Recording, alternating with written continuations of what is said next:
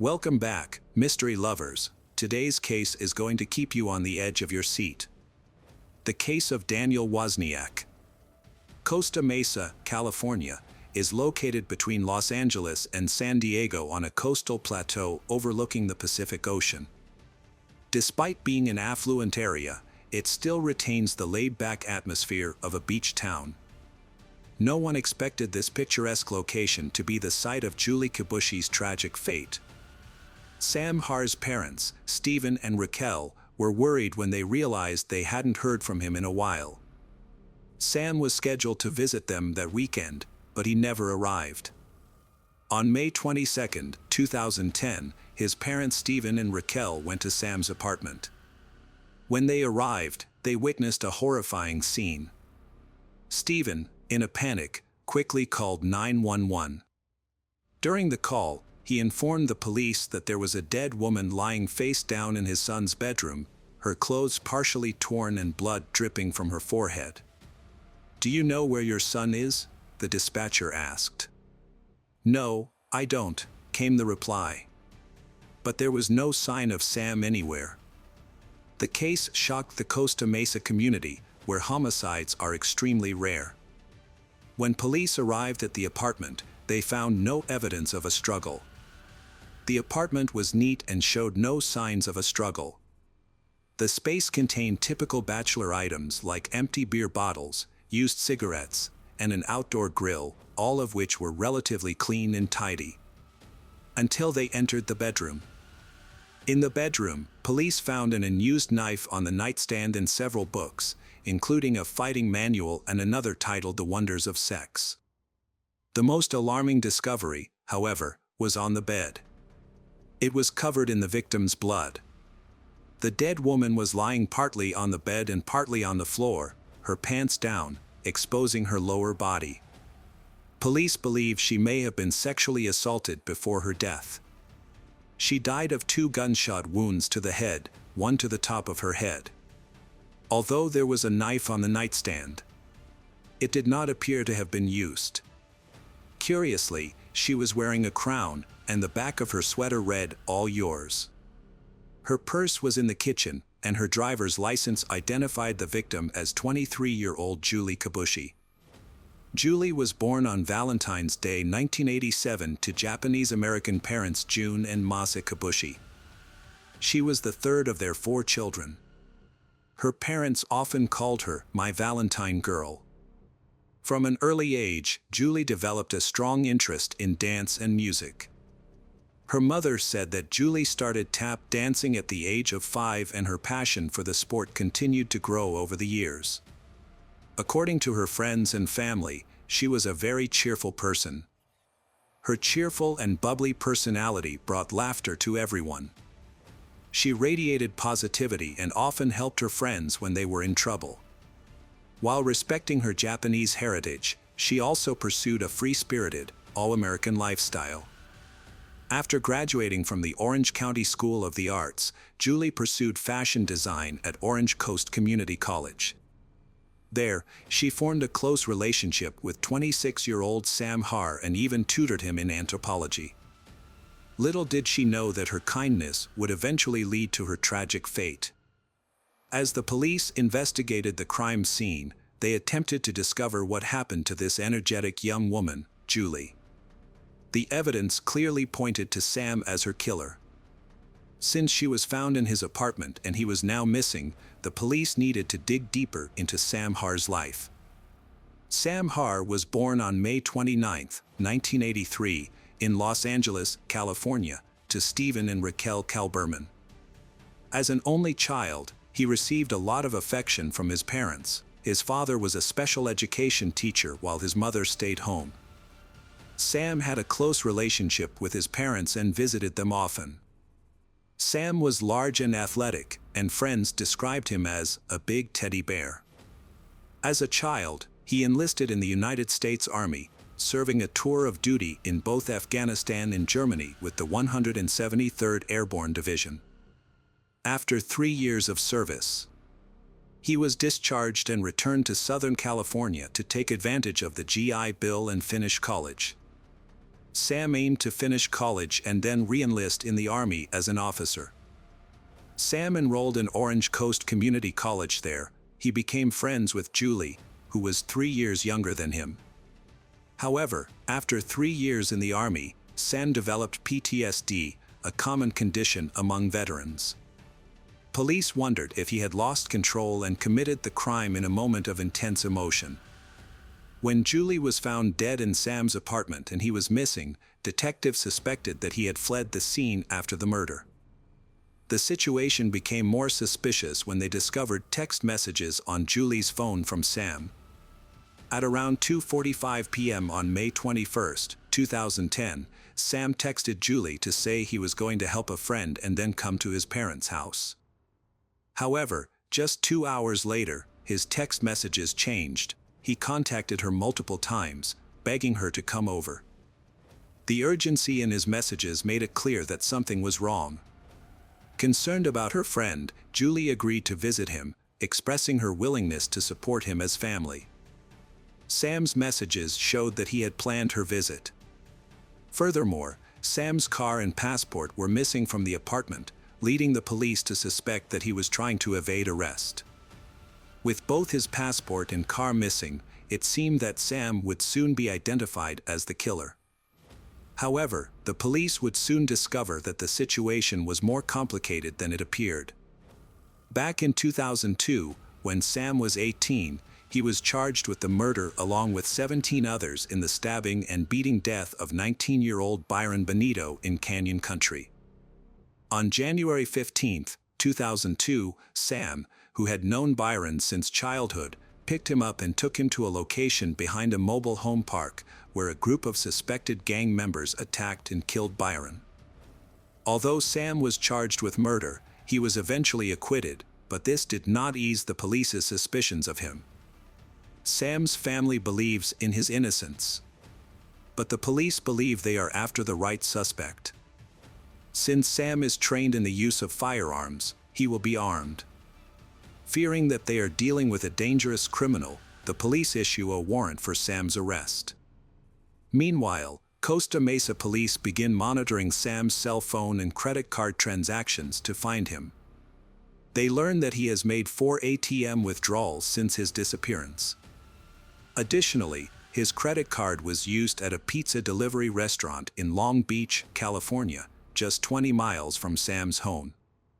The police hoped to find Sam on surveillance footage, but when the bank provided the ATM recording, they were shocked to see a teenager in a hoodie and baseball cap withdrawing money from Sam's bank account. Neither the police nor Sam's parents were able to identify the teenager. Police believe he may be helping Sam escape or hide. Costa Mesa police are eager to find him. On May 26, 2010, police learned that Sam's credit card had been used at another pizza delivery service and began tracking the delivery driver. After obtaining the delivery address, they rushed to the location, thinking they had finally found Sam's hideout. However, when police raided the home, they did not find Sam, but instead found 17-year-old Wesley Freelich and several of his friends. Despite being suspected, police immediately ruled Wesley out as a suspect, but he still had Sam's credit card on him. Wesley shared a surprising story that police did not expect. He revealed that he had received a credit card with instructions to withdraw cash, but that the card was not given to him by Sam, and he said Daniel Wozniak, a local stage actor Wesley met through community theater, had given him a credit card. Daniel claimed to be a bail bondsman who needed to collect money that Sam owed. While most people might have refused, Wesley saw Daniel as a brother and, not realizing the severity of the situation, agreed to help. In total, $1,900 was withdrawn from the account. Daniel Wozniak's name came to the attention of the police when they discovered an invitation to Daniel's upcoming wedding in Sam's apartment. But who is Daniel really, and what is his relationship to Sam? Did he help Sam escape, or was he involved in the murder? Many questions remain unanswered. Daniel Wozniak, born March 23, 1984, is the youngest of 3 brothers. Because his parents worked long hours, he spent a lot of time with his grandparents after school. Growing up in a wealthy family, Daniel and his family often went on lavish vacations. He was considered a good student at school, getting top grades most of the time. He used pranks, singing, dancing, and magic tricks to attract people's attention. He loved being the center of attention. Realizing that he had a talent for performing on stage, Daniel began acting and singing in musicals in his early 20s. He was quite open-minded about his plans for the future, but was never able to hold down a job for long, forcing him to move from job to job with very low pay. However, he kept his passion for acting and continued to participate in theater.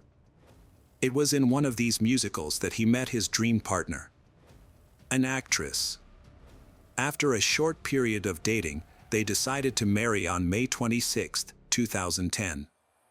The police found Daniel while he was celebrating his bachelor party in Huntington Beach, California. He was related to Sam Harr because they lived in the same apartment complex.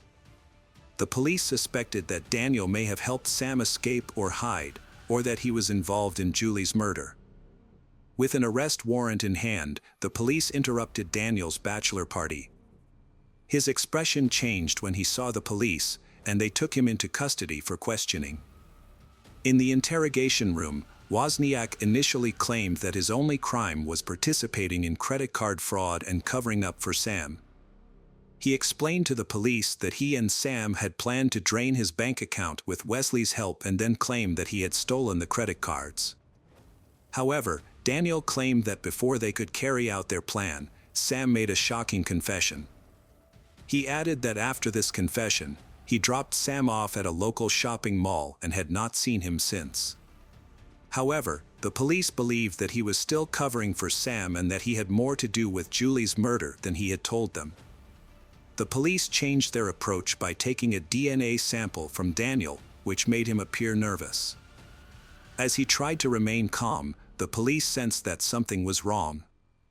Almost immediately, he began adding more details to his statement. The police asked, "Can you explain what happened to Sam?" Daniel replied, "I told him I needed to move some objects in the theater. I said, 'Lift this up,' and as he bent down, I grabbed the gun. I had never fired a gun before, so I pulled the trigger and shot him." The police realized that Daniel is worried that his DNA might be found at Sam's apartment, despite his attempts to downplay the issue. Under pressure, he continually changes his story. After a brief silence, Daniel says that he knows about Julie's murder and that he helped Sam escape. When the police remind him that they have his DNA, he insists that it does not match anything on Julie's body, insisting that he had nothing to do with the murder. The police expect him to share more information, but he abruptly decides to end the interview. Knowing the seriousness of the situation, the police press him for more information, warning that he will be arrested for accessory to murder if he does not come clean and give them full details. Daniel also has a lot at stake. He has a wedding scheduled in just 48 hours and he does not want to miss it. Under pressure, he began to collapse, causing the situation to change. The police, noticing his distress, rushed into questioning by falsely claiming that they had found his DNA on Julie's body. In reality, it took weeks for the DNA test results to come back, but Daniel did not dispute this claim. Instead, he explained that his DNA was present because he had been right above her. When his fabrications were exposed, he made a startling confession. This alarmed the police because initially only one gunshot wound was found at the crime scene.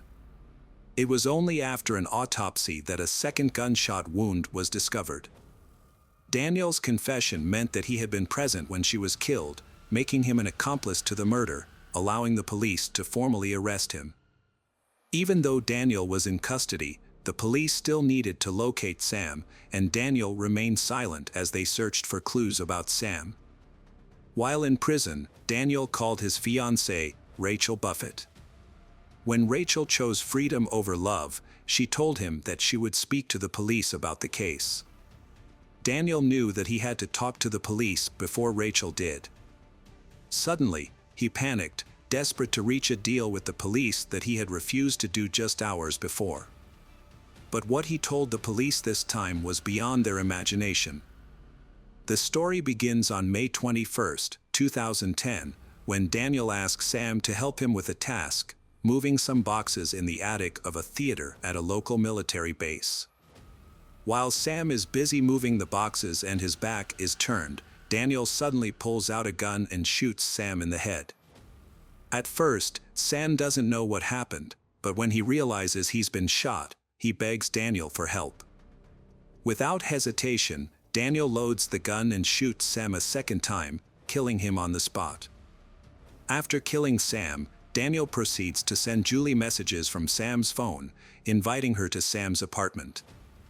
Without any remorse, he leaves Sam's body in the attic and spends the night laughing, singing, and dancing, as if he hadn't just taken an innocent life. That night, Daniel returns to the apartment, and when Julie arrives, he shoots her twice in the head. He then staged the crime scene to make it appear as if Sam had attacked and killed Julie before fleeing. Daniel was also determined to hide Sam's body. In a desperate and gruesome act, he returned to the loft and cut off Sam's hands and head to conceal his identity. He dumped the body in a nearby park. Despite these horrific actions, Daniel returned to the theater as if nothing had happened. Police later found photos from the film's parties showing him laughing and joking with other members of the crew. The motive for these shocking murders was even more disturbing. It was all about money.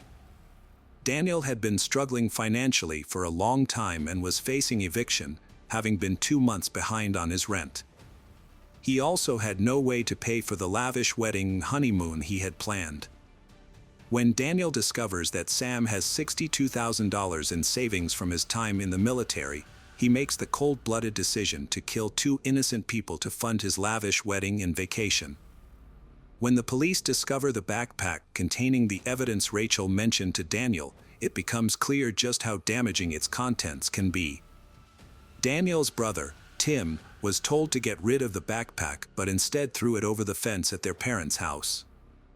The backpack contained a number of incriminating items, including Sam's financial information, passport, bloody clothing, and most importantly, the murder weapon.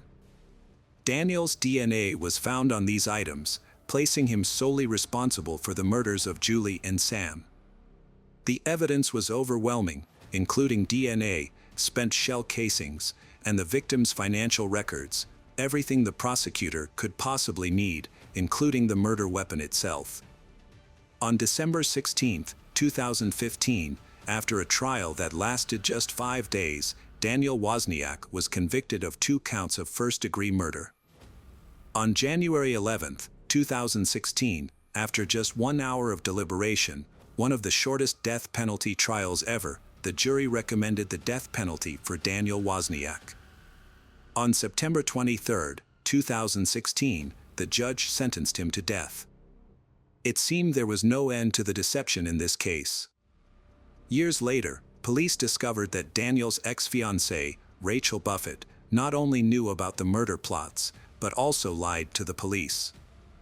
Although she denied all charges, she was arrested and charged with 3 felony counts of being an accessory after the fact, based on allegations that she had repeatedly lied to the police. On September 12, 2018, she was convicted of 2 of those charges, carrying a maximum possible sentence of 44 months. On November 8, 2018, she was sentenced to 32 months in prison and was released from prison in about 2019. Hello friends, welcome to our channel. Today we're going to take a look at another horrible case with you, the case of Dana Ireland. Dana Marie Ireland was born on December 12, 1968, in Fort Belvoir, Virginia, to John Ireland and Mary Louise Crank. She was the youngest daughter, with an older sister, Sandra, who was 7 years her senior. In 1991, when Dana was 23, she visited her sister in Hawaii with her parents. On December 24th, Dana borrowed her sister's bike for a ride. However, she never returned. Her bike, shoe, and a clump of hair were later found on the side of the road, but Dana was nowhere to be seen. The condition of the bike suggested that Dana had been struck by a vehicle. The impact was severe, causing significant damage to the bike's wheels and steering wheel. Unfortunately, hopes that the driver who hit Dana had taken her to the hospital were short-lived. Tragically, Dana was found 5 miles from where her bike was discovered. She had suffered severe injuries to her body and head, and her lower body was exposed. The evidence suggested that Dana had not only been hit by a car but had also been taken advantage of while she was vulnerable. Nurse Jerry Gallagher is haunted by a traumatic event that occurred on Christmas Eve 1991. A friend, Brian, arrived at her home on Satellite Road in a rural area 25 miles southeast of Hilo. He had found she, Dana Ireland, severely injured and in need of medical attention. Gallagher, who was licensed to provide care, accompanied Brian to the scene, just a mile from her house. Upon arrival, she found Dana lying on the ground, naked from the waist down, with severe bruises on the inner sides of her legs. Gallagher attempted to administer first aid using a kit, but Dana's most critical injury was a severe head wound on the back of her skull. When Gallagher inquired about her identity, Dana's response was incoherent, seeming to utter the words, "is land." Gallagher then asked who was responsible for her condition, but Dana's answers remained unclear. Dana did, however, repeatedly request Gallagher to return her keys so she could drive home. Gallagher made an effort to keep her awake while awaiting further assistance. Due to the area's lack of phone services, significant delays occurred before an ambulance finally arrived more than 2 hours after the initial call for help. Moreover, further complications arose when the emergency services dispatcher mistakenly relayed the wrong location for the incident. These factors collectively resulted in an additional 34-minute delay for Dana to receive the medical attention she required. Gallagher had considered driving Dana to the hospital himself, but she was worried that moving her could cause further injury. She has since struggled with the decision and the fact that it took so long for help to arrive. An ambulance finally brought Dana to Hilo Hospital at 7:56 p.m. Unbeknownst to her parents, John and Mary Louise, who were searching for her, Dana was the injured woman being treated at the hospital. They had found her damaged bicycle by the side of the road and were trying to locate her. At the time, Mary thought someone had hit Dana and taken her to the hospital. John stayed near the bike while Mary and their eldest daughter Sandra went to the hospital to look for Dana. When the ambulance arrived with Dana, Mary and Sandra were already there. Despite the doctor's best efforts, they were unable to save Dana. She was pronounced dead at 12:25 a.m. due to severe injuries sustained in a motor vehicle accident, including blood loss and trauma to her head, pelvis, and abdomen. Dana's family was shocked by her death, which permanently altered their lives. As time passed, they would face another challenge, a long and arduous search for suspects and subsequent trials. The police investigation was described by local newspapers as intense. They discovered a T-shirt at the crime scene that belonged to the perpetrator. They also seized a sheet from the hospital with semen stains on it, which was crucial evidence since Dana had semen on her body when she was admitted. Furthermore, a bite mark on Dana's body matched the teeth print of her attacker. The authorities obtained a DNA sample from the perpetrator, but this was of limited use in 1991. The tire tracks from the bike and the secluded area where it was found provided few leads. Despite interviewing residents, the investigators could not find any witnesses who saw the car that hit Dana's bike, likely due to the remote location and poor road conditions, which deterred cars from traveling there frequently. The investigation into the Dana Ireland case had reached a dead end due to a lack of witnesses and evidence. However, a breakthrough occurred when John Gonzalez contacted the Hawaii County Police in May 1994. Gonzalez was involved in a high-profile case involving illegal substances, but he received a suspended sentence due to his cooperation with the police. Gonzalez revealed that his half-brother, Frank Pauline, had important information about the Dana Ireland case. Frank Pauline stated that brothers Albert Ian Schweitzer and Sean Schweitzer were involved in the attack on Dana Ireland. The Schweitzer family lived next door to the Frank Pauline family, and their families did not get along. According to Frank Pauline, he was present when the Schweitzers attacked Dana Ireland. They allegedly ran her over, put her in the trunk, and took her to another location. Based on Frank Pauline's statements, the police made Albert Schweitzer, Sean Schweitzer, and Frank Pauline the main suspects in the case.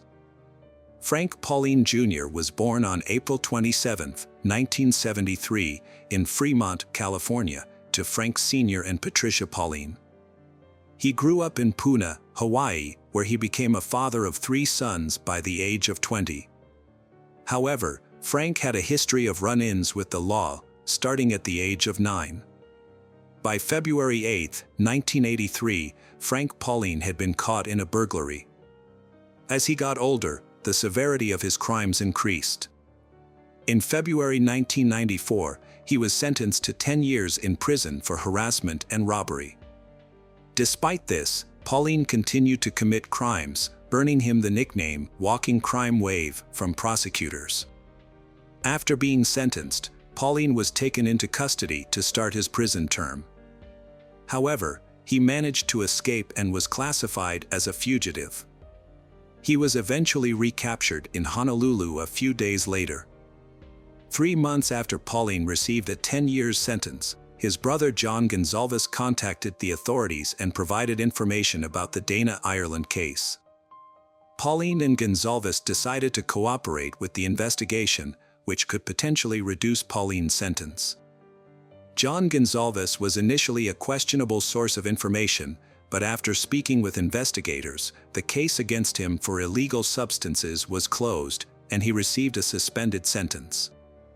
Pauline claimed to have information about the Dana Ireland case and was interrogated by investigators from the Big Island.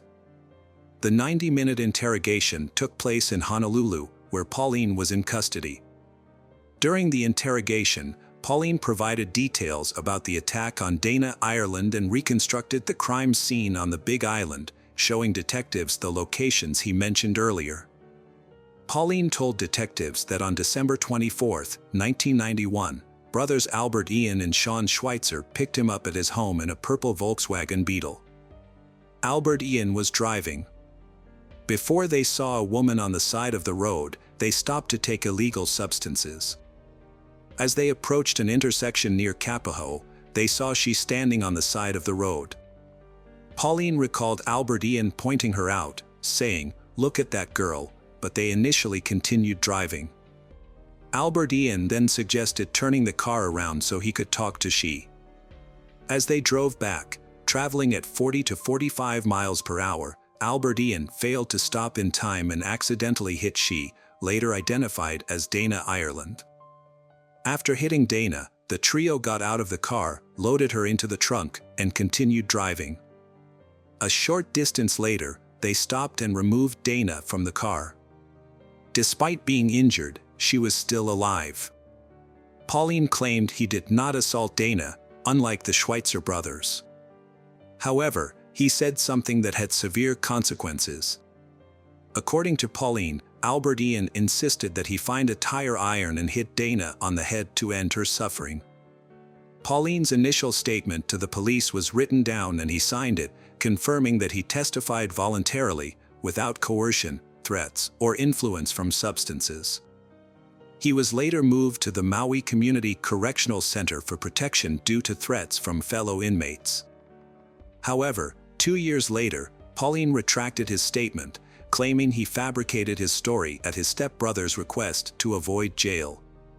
He admitted he was not present during the attack but had information about those responsible. Pauline explained that he lied about being there to make his information credible and to avoid being accused of perjury, but perjury was not one of the charges he faced. On July 30, 1997, Frank Pauline was charged with the murder of Dana Ireland after signing a confession claiming he had struck her with a tire iron. However, the confession raised suspicions, as when investigators took him to the Big Island, he was unable to identify the exact location of the crime or where Dana's body was found. This led investigators to question the truthfulness of Pauline's confession. Pauline eventually retracted his confession, fearing that if he continued to lie, he could be charged with perjury. His retraction was motivated in part by his realization that his half-brother, Albert Gonzalez, was innocent and being wrongly accused. In the end, Gonzalez was able to avoid major charges related to a separate crime, and in exchange, he agreed to testify against Pauline at his trial.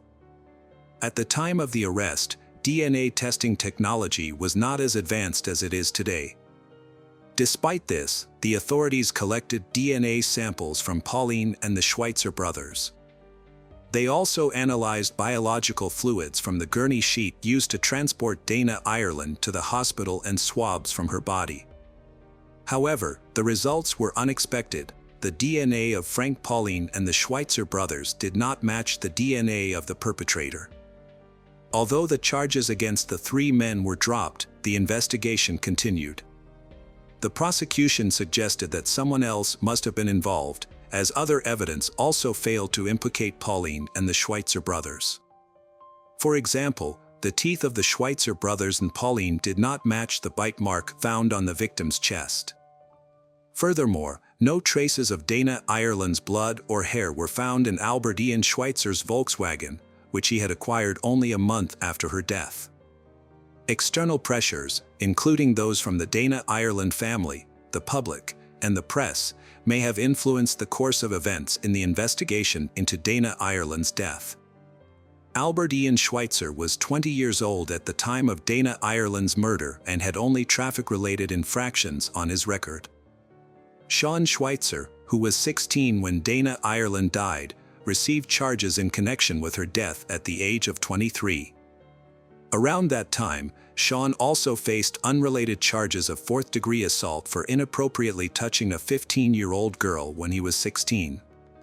He received a sentence of 180 days in prison and 1 year of probation. Despite their records showing a pattern of questionable behavior, DNA testing cleared all three suspects involved in the Dana Ireland case of her murder. However, this finding was likely undermined by the unrelated convictions that surfaced in their pasts. 5 days after Frank Pauline's initial statement to the police, investigators searched the Schweitzer family home and seized Albert Ian's 1957 Volkswagen Beetle as evidence. Both Sean and Albert Ian claimed they were not with Frank Pauline on the night of the crime, although they admitted to knowing him. Sean stated that he was at home on Christmas Eve, while Albert Ian said he was either at home or at his uncle's house. Albert Ian also explained how he acquired his car, initially denying that he had done any bodywork on it. He revealed that the car was originally purple, but he repainted it yellow because it wasn't his preferred color. The Schweitzer brothers' lawyers believed that Frank Pauline had falsely accused them due to a long-standing feud between their families. Nevertheless, the prosecution continued to pursue the case. On May 5, 1999, just days before the statute of limitations expired for some of the crimes committed against Dana Ireland, the police received a statement from Michael Ortiz, a cellmate of the Schweitzers and an associate of Gonzalez.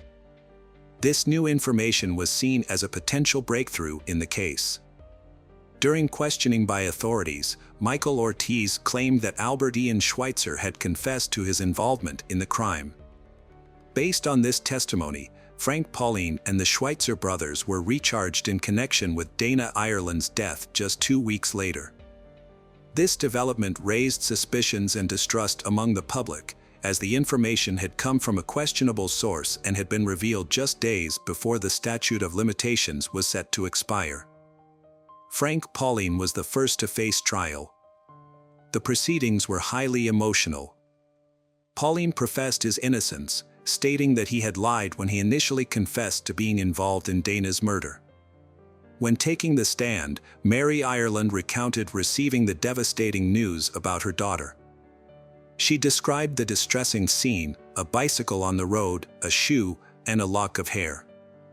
However, the witnesses who linked Pauline to the crime had checkered pasts and stood to gain from implicating him. Among those who benefited from Pauline being found guilty was his half-brother, Gonzalez, who became a witness for the prosecution. Witness William Chung, who also testified against Pauline, said Pauline confessed his involvement in this crime. However, when asked if he saw Pauline in the courtroom, he pointed to another person, although Frank Pauline was there. The jury also saw Dana Ireland's bike, shorts, top, underwear, and a Jimmy's t-shirt recovered from the scene. Not one of those items had DNA from Pauline or the Schweitzers. To get around the lack of scientific evidence, Deputy Prosecutor Lincoln Ashida insisted that the Jimmy's t-shirt covered in Dana Ireland's blood belonged to Pauline. "We're not afraid of that evidence. We embrace it," Ashida said. Then, that same DNA technology works both ways for the defense and the prosecution. Pauline's lawyer protested, saying the t-shirt wasn't even Frank's size. Nevertheless, the jury found that the evidence and assumptions presented at the trial were enough to convict Pauline. Pauline's guilty verdict and 180-year sentence were handed down despite forensic evidence proving his confession was false. The next trial was that of Albert Ian Schweitzer, who knew about Pauline's sentence and was surprised when prosecutors offered him a plea deal, given the lack of physical evidence. Albert Ian Schweitzer rejected the offer, maintaining his innocence. The prosecutor claimed Schweitzer's Volkswagen Beetle was involved in the crime, but several facts contradicted this assertion. Witnesses in the area where Dana was found reported seeing a pickup truck, not the Beetle, and forensic analysis of Schweitzer's car turned up no evidence linking it to the crime. Furthermore, Schweitzer only became the official owner of the Volkswagen in January 1992. Albert Ian Schweitzer was sentenced to 130 years in prison based on the testimony of Michael Ortiz, who claimed Albert Ian had confessed to the crime, and evidence of scratches on Albert Ian's car bumper. After seeing his brother convicted, Sean Schweitzer initially wanted to prove his innocence but eventually decided to take a plea deal due to concerns about the justice system failing him again. As part of his agreement with the prosecutor's office, Sean Schweitzer was required to testify against his brother and Frank Pauline, who were accused of playing a role in Dana Ireland's death. He was also required to take a polygraph test to prove his honesty. The polygraph test was administered on March 24, 2000, by an examiner from the State Attorney General's office. However, the test results showed that Sean was not truthful about his involvement in the crime. Despite this, he was still allowed to plead guilty to the lesser charges of kidnapping and involuntary deprivation of life. There was a discrepancy in the court records regarding the polygraph test results. Deputy Prosecutor Lincoln Ashida initially stated that Sean had failed the test, but later claimed that he had passed it. Sean was ultimately sentenced to 5 years probation, with credit for 18 months served. In an interview after his release, Sean stated that the decision to accept the plea deal was made by his family, who were concerned about the potential impact on his parents if both brothers were imprisoned. His brother, Albert Ian, who was later sentenced to 130 years in prison, recalled advising Sean to accept the deal to avoid serving life in prison, as imprisonment of both brothers might have been too stressful for their parents. Years later, Sean still feels remorseful for testifying against his brother and making a deal with the prosecutor. He and his family have struggled to move on from the case, and Sean has had a hard time finding a job due to the community's knowledge of the case. Community members made remarks about the case for years, causing Sean to experience disappointment and frustration. After being wrongfully convicted, Albert Ian Schweitzer and his family refused to give up the fight. In 2005, Albert Ian applied to the Innocence Project, an organization dedicated to re-examining convictions using new evidence and investigative techniques. The case eventually gained momentum in 2010 when students from the University of Hawaii, lawyers, and professors started reinvestigating the old files from the Dana Ireland case. Local prosecutors authorized the investigation, which has spanned several years. Throughout this process, efforts continued to deliver the desired outcome, justice for Albert Ian. The goal was to rectify a miscarriage of justice and bring about restitution. The investigation's findings and the subsequent actions taken will bring truth and closure to the matter. Ultimately, the hope is that justice will prevail and the issue will be laid to rest. Years passed and Mary Louise Ireland, Dana's mother, eventually passed away on her 92nd birthday in 2016. Meanwhile, Linda battled breast cancer, which made it difficult for her to visit her son, Albert Ian. When Linda finally had the chance to see Albert Ian for the very last time, she was heartbroken. During this emotionally charged visit, Albert Ian expressed a final wish to his mother. He didn't want her to leave him, and the thought of saying goodbye was unbearable. He had always found it hard to see the people he loved leave, especially after losing his grandmother. Albert Ian confided in his mother that it was his greatest fear, losing those closest to him, and that he never wanted to have to say goodbye to her again. A DNA expert, Nancy Dinh, testified at the trial after retesting evidence using advanced methods that were not available during the original trials. She explained that technology has improved significantly since 2000, allowing for the detection of details that were previously invisible. Contrary to the 2000 authorities' claim that Frank Pauline's and the Schweitzer brothers' DNA was not on the T-shirt due to excessive amounts of Dana Ireland's blood, scientists from the Innocence Project used modern technology to distinguish between Dana's DNA and other DNA on the T-shirt. They also found seminal fluid and sweat from the armpit on the T-shirt. Nancy Dinh confirmed that the DNA found on the T-shirt and Dana's body belonged to the same person. However, she stated that this person was neither Frank Pauline nor one of the Schweitzer brothers. Following Nancy Dinh's testimony, a tire tread expert remotely testified, stating that the tire tracks found at both crime scenes could not have been made by the Schweitzer brothers' Volkswagen. In his opinion, the tracks were likely left by a larger vehicle, such as a truck, SUV, or van.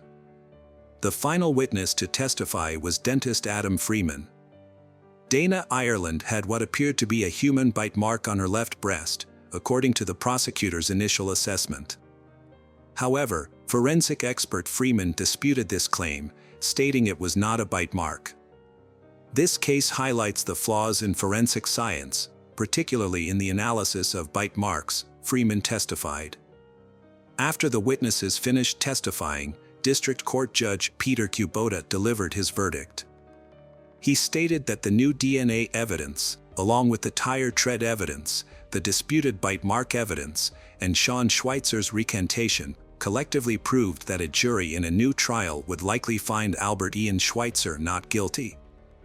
Therefore, Kubota declared the conviction vacated and ordered Mr. Albert Ian Schweitzer's immediate release from custody. With these words, spoken 23 years after Albert Ian Schweitzer's guilty verdict and 25 years after his arrest, Albert Ian was suddenly exonerated and freed. Judge Kubota then addressed Albert Ian Schweitzer with heartfelt words.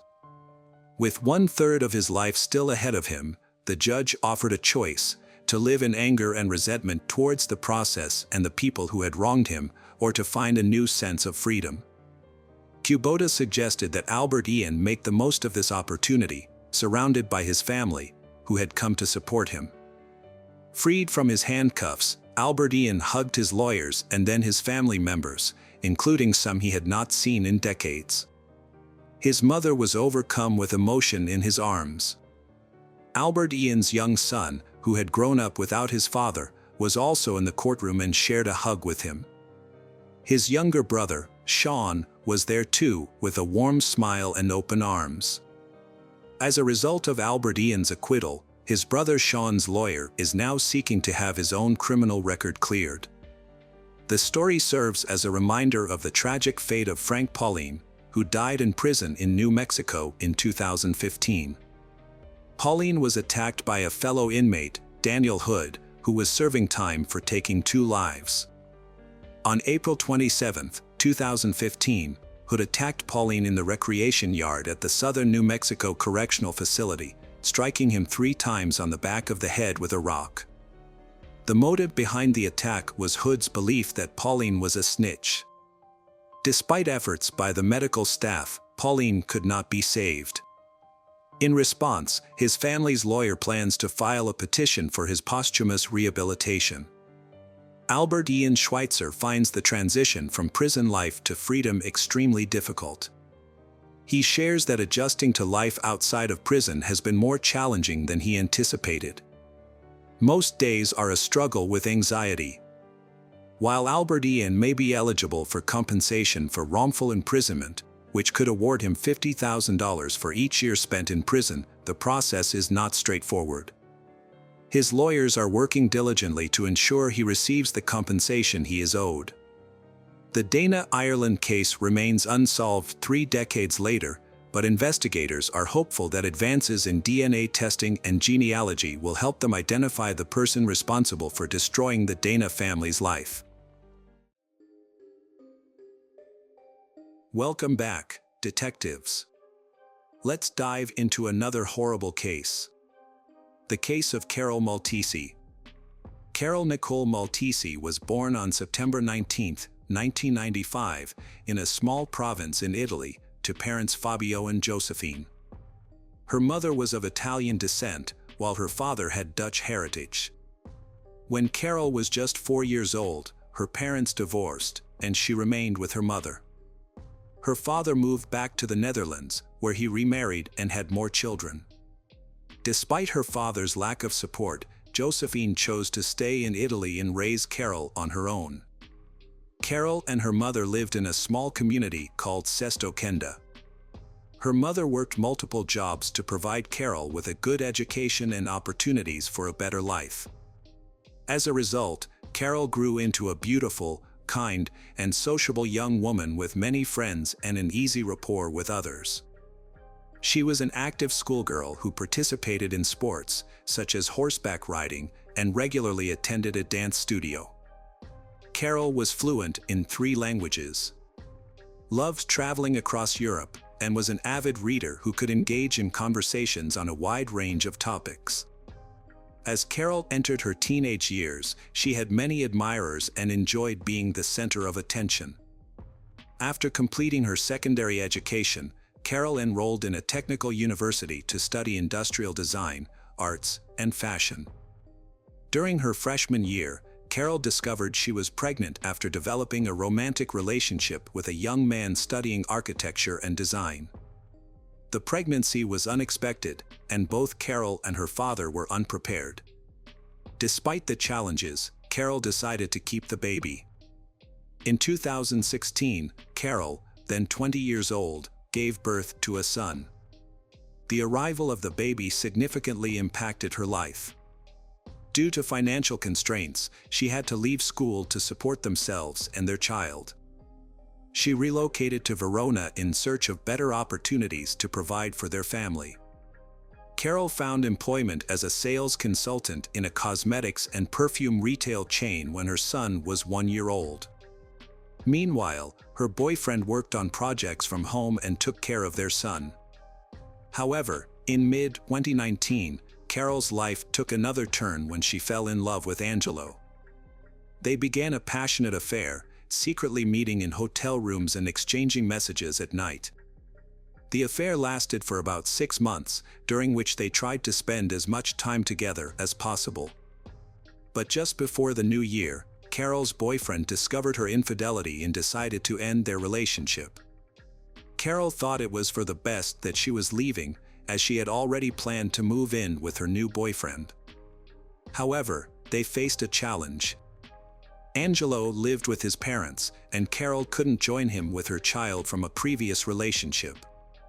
They decided to rent a place together, but their plans were disrupted, which left them jobless and unable to afford a home. Carol had to move into Angelo's parents' house and temporarily leave her 4-year-old son with his biological father. Carol struggled financially, but Angelo and his parents supported her as much as possible. She had to rely on them completely, unable to contribute to her son's care. To make matters worse, her mother was diagnosed with Parkinson's disease, which required expensive treatment. In desperation, Carol looked for ways to earn money from home to support her son and ailing mother. She turned to social media and created a YouTube channel, sharing her experiences of life in isolation. Although her content didn't attract much attention, her striking appearance drew comments, including some unwanted and inappropriate proposals.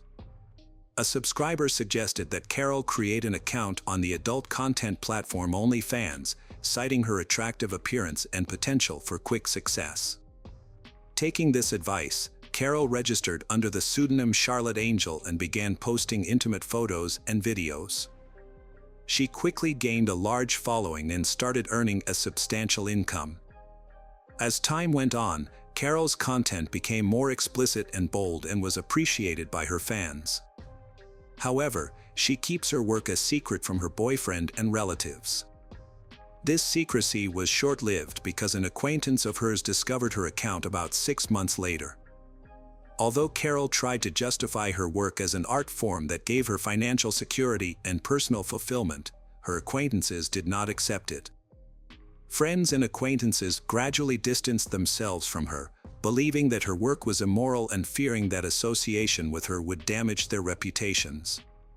Carol saw this reaction as prejudice and remained confident that she would achieve success and wealth as an adult film star. Carol's newfound popularity attracted the attention of adult film studios, and several directors approached her with offers to star in their productions. She soon accepted the invitation and participated in group photo sessions. Unbeknownst to her, her activities went unnoticed, and her boyfriend, Angelo, was shocked to discover that she was not working remotely as a designer as she had claimed she would. He felt lost and didn't know how to react because he had no plans to end their relationship. However, when Angelo's parents learned of Carol's profession, they urged him to end the relationship immediately, fearing she would bring shame to their family. At that time, Carol achieved financial stability thanks to her popular OnlyFans account and increasing salaries from film directors. In interviews, she expressed her intention to eventually complete her education and pursue a career in design or modeling. However, she increasingly loved her current job and was completely immersed in it. Despite her success, Carol faced constant moral pressure from those around her, who judged and tried to shame her. This led to certain psychological trauma. She defended her profession, calling it art, and supported women's right to choose a career without fear of judgment or social consequences. At the age of 25, Carol moved to Rescaldina, a small town in the province of Milan, with the intention of starting again. She planned to abandon her career in the adult entertainment industry and secure a job as a sales consultant at a perfume shop. However, this job of hers only lasted for a short time. A few months later, Carol met David Fontana, a 42-year-old local banker with a passion for photography, especially nude photography. They connected online, where David was searching for photo models for his projects. Carol reciprocated his offer, and upon their first meeting, they felt an intense mutual attraction.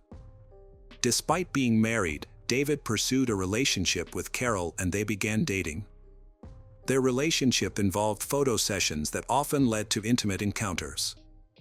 David soon discovered Carol's past experience in the adult industry and encouraged her to resume her career, citing her talent.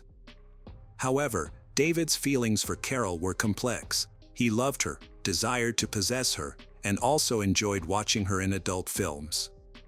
In March 2021, David divorced his wife and moved in with Carol, allowing them to explore their most explicit fantasies together. He assisted her in creating content for OnlyFans, a platform where she gained immense popularity. However, David took a share of the profits from their joint work. As Carol's success grew, she began receiving lucrative offers from foreign directors and studios for film shoots. David was a jealous boyfriend who would become annoyed when others showed interest in Carol in public or tried to flirt with her. However, he never interfered with her work as an adult film actress, treating it as a normal job that she felt comfortable with. On the other hand, after Angelo and Carol broke up, Angelo confessed that he had missed her and asked to get back together, saying that he would accept her profession and not restrict her freedom. Carol appreciated Angelo's efforts but revealed that she had already met someone else. Even so, Angelo and Carol continued to communicate. However, when David found out, he became angry, threatened Angelo, and burned his car and finally broke up with Carol. Angelo reported the incident to the police, who issued a restraining order against David, but ultimately found no evidence linking him to arson. As Carol's career took off, Carol frequently traveled for filming and attracted a large following. She was trying to buy a house for herself and her son and planned to leave the adult film industry to focus on raising her son. To achieve this goal, she started creating custom videos for fans, who would send her scripts and pay her to make their fantasies come true. This idea brought high profits to Carol. Carol and David continued to work together in film despite their personal separation. During a September 2021 film shoot, Carol met co-star Salvatore Galdo, and a romance blossomed. She and Salvatore eventually formalized their relationship, deciding to get married after taking the time to ensure they were both ready to move forward. As they planned their future together, they made a conscious effort to maintain their independence and keep their relationship private. They had learned from past experiences and wanted to approach their new relationship with a clear understanding of each other's needs and boundaries. In the end, Carol and Salvatore were able to build a strong foundation for their relationship, free from the entanglements of their past. They were able to move forward together, focusing on their shared future and leaving their complicated pasts behind. Carol's social media activity had slowed down significantly. Although new posts occasionally appeared on her account, she rarely interacted with anyone, keeping her responses brief. Her latest photos suggested she had recently gone on a seaside vacation, but she hadn't shared her plans with anyone. Everything was happening peacefully. But on March 20, 2022, in a deserted area near Italian Borno, a passerby had made a disturbing discovery. He had been walking along a cliff when he had spotted large black bags of trash on a slope near a body of water. He had felt uncomfortable seeing garbage in such a beautiful location, so he had decided to throw it away. When he had approached one of the bags, he had noticed that it was unusually heavy. His curiosity had turned to horror when he had seen human fingers poking out through the tear in the polyethylene plastic. The man who quickly contacted the police, and when officers arrived, they found 4 bags with a human body that had been divided into 18 parts. Due to the extreme disfigurement, identifying the remains seemed unlikely. Forensic analysis showed that the victim was a young woman who had been deceased for at least 2 months, but the cause of death could not be determined. It was clear that the body had been stored in a freezer before being thrown off a cliff in a remote area, likely with the intention of remaining hidden for a long time. Upon impact, the bags tore, spilling some of the contents. The perpetrator had attempted to conceal the victim's identity by removing any distinctive features, such as tattoos, although damaged remnants of these tattoos still existed. The skin in those areas had been severely damaged with burns from hot objects, cuts, and acid. Despite this, police were able to piece together fragments of the tattoos and compare them with a missing persons database. A breakthrough came when a news report about the body was broadcast, asking anyone who might recognize the described features to come forward. Shortly after, a woman who worked in adult films visited the police station and identified the tattoos as belonging to a colleague who had disappeared in early January. The actress knew the deceased as Charlotte, but did not know her real name. This new information was crucial, as it allowed police to establish the victim's identity and real name. Once her identity was known, it was revealed that she had become engaged to Salvatore Galdo, a colleague, shortly before her disappearance. However, Galdo had not reported his fiancée missing, which raised suspicions. He was detained as the first suspect, but he appeared genuinely distraught over his fiancée's death and puzzled as to why he was under suspicion. According to Salvatore, he had been in regular contact with his fiancée through messaging apps and social media, and he had proof of their correspondence. He claimed that Carol had caught sick and was self-isolating, which is why he hadn't visited her. When asked why he hadn't called to check on her, he said he had spoken with David Fontana, who lived nearby and had promised to care for her. Although Salvatore's story was unclear and unconvincing, his testimony led police to a second suspect who needed to be questioned. However, before police could search for David, he appeared at the station to report a missing person. This was a surprising turn of events. David had not been following the news and did not expect the body to be found so quickly. When he learned that Carol's body had been discovered and identified, he became worried. But when Salvatore was arrested, David realized the police would likely find him, as he had communicated with Salvatore by phone and fabricated a story about taking care of Carol while she had sick. When questioned, David appeared nervous and gave conflicting accounts of his relationship with Carol.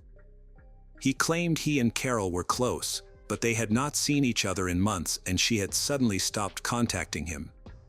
After hours of questioning, David finally cracked under the pressure and began confessing that he had accidentally killed Carol, claiming it had happened in early January during a filming session for a client who had paid a large amount of money. The script had called for him to tie and gag Carol, put a bag over her head, and brutally beat and torture her with tools, including a hammer.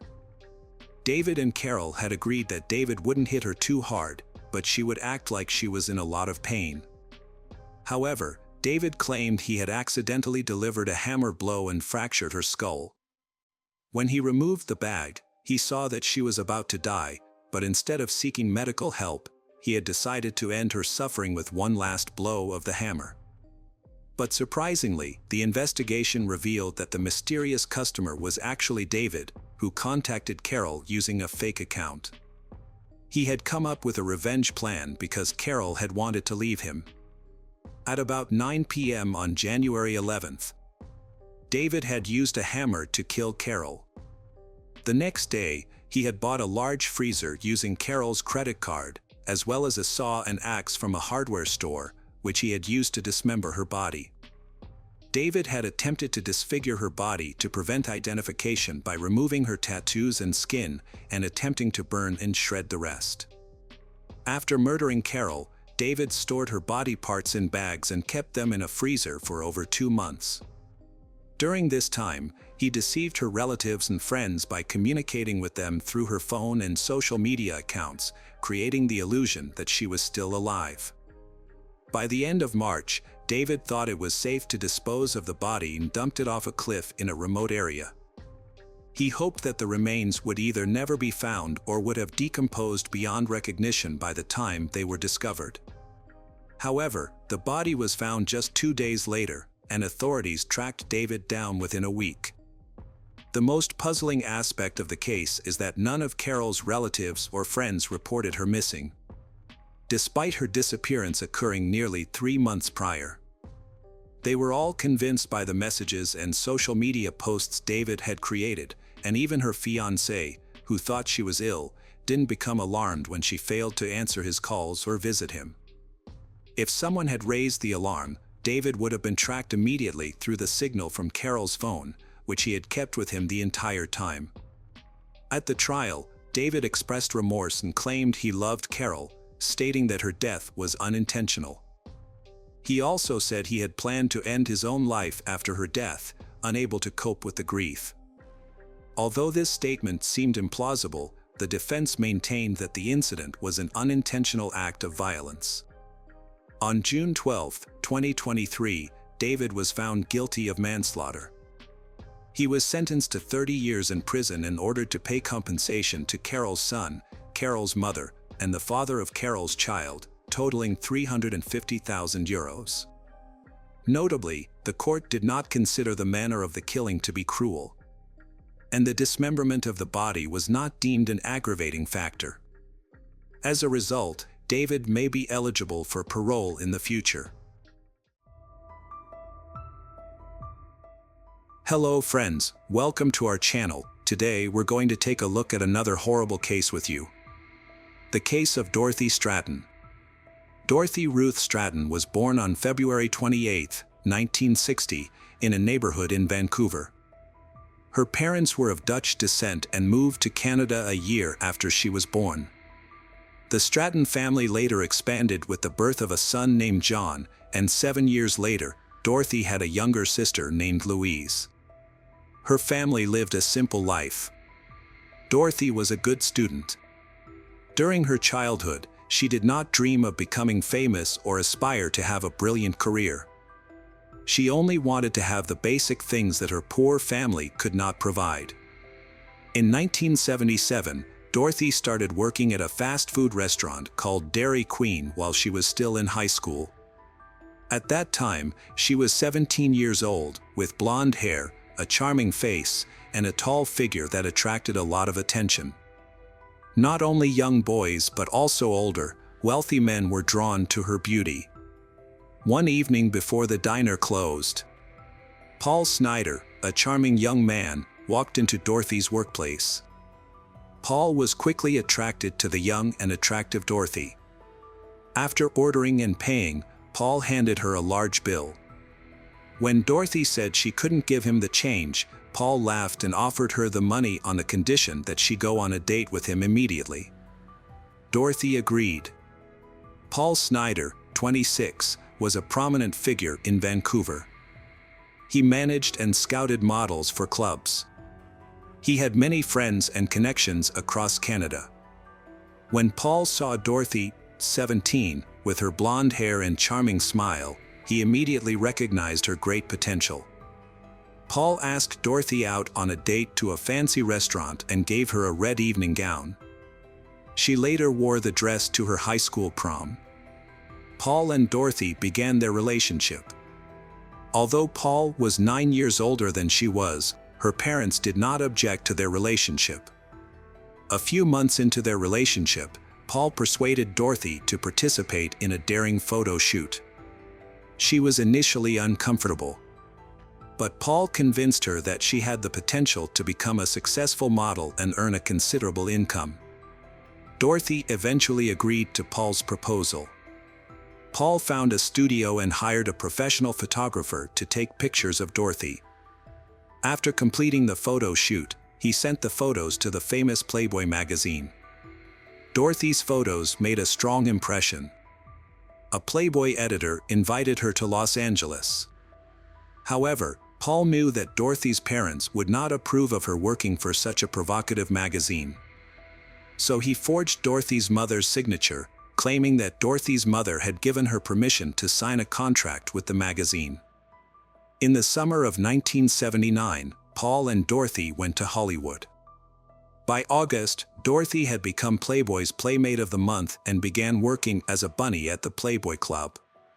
However, she felt pressured by the attention and was not used to her new role. She also found it unsettling that wealthy men were infatuated with her and spent time with her. Paul Snyder was always by Dorothy's side, always willing to help her. He was in charge of taking care of every aspect of Dorothy's life, from organizing her schedule to signing contracts. However, she also felt completely controlled by Paul. To strengthen their relationship, Paul proposed marriage, and Dorothy finally agreed after some consideration. The reason she accepted the proposal was that she felt she owed him after all that Paul had done for her. In Dorothy's eyes, if it weren't for Paul, she might still be a waitress living off tips. She always felt that if she had never met him, her life would have been boring, working at the diner. However, Dorothy's family had doubts about this decision as they thought that Paul was using Dorothy for profit. Therefore, they warned her against marrying him. In 1979, the same year that Paul proposed, they held a minimalist wedding in Las Vegas. After the simple wedding in 1979, Paul and Dorothy continued to pursue their careers diligently. Dorothy also started filming, where she received recognition from directors not only for her beauty and charm but also for her real acting ability. As Dorothy's fame and fortune grew, she used her earnings to buy a spacious home in Los Angeles, where she lived with her husband. Paul Snider was pleased with his wife's accomplishments, boasting to friends that Dorothy's growing fame was a shared success. As Dorothy's manager, Paul was always present at her photo shoots and events, overseeing their finances and assets. He also closely monitored her diet, clothing choices, and alcohol consumption at social gatherings, occasionally giving her guidance on which influential people to associate with to advance her career. There was much speculation that Dorothy had an affair with Hugh Hefner, the editor-in-chief of Playboy magazine. However, Hugh denied these claims, insisting that Dorothy was not a woman of loose morals. Over time, Dorothy began to realize that her husband Paul was controlling her life too much. Dorothy appointed a new professional manager and began to exclude her husband from photo shoots, inventing various excuses. The distance between the couple grew, and sensing this, Paul's mental state deteriorated. He became jealously protective of his wife, even hiring a private investigator to monitor her actions. However, no evidence of guilt was ever produced. Paul began to impose restrictions on his wife's clothing, not allowing her to wear provocative clothes and preventing men who did not benefit the family financially from admiring her. He incited conflicts and, in moments of anger, even resorted to physical violence. Dorothy found herself unable to tolerate her husband's aggressive outbursts and increasingly sought to distance herself from him. Friends and colleagues observed growing troubles in Paul and Dorothy's marriage. Playboy staff frequently advised her to end her relationship with her husband. While Dorothy was busy with photo shoots, Paul lived in their home, using his wife's earnings and indulging in idleness. One day, he discovered that Dorothy had set up a company in her name and was actively investing in it. The move, advised by her manager, was strategically arranged so that, in the event of a divorce, Paul Snider would have no claim to the money. Paul's behavior escalated into more scandal as he sought his influence over his wife diminish. As Dorothy rarely returned home, Paul began to realize that his control over what he considered his golden ticket was slipping away from him.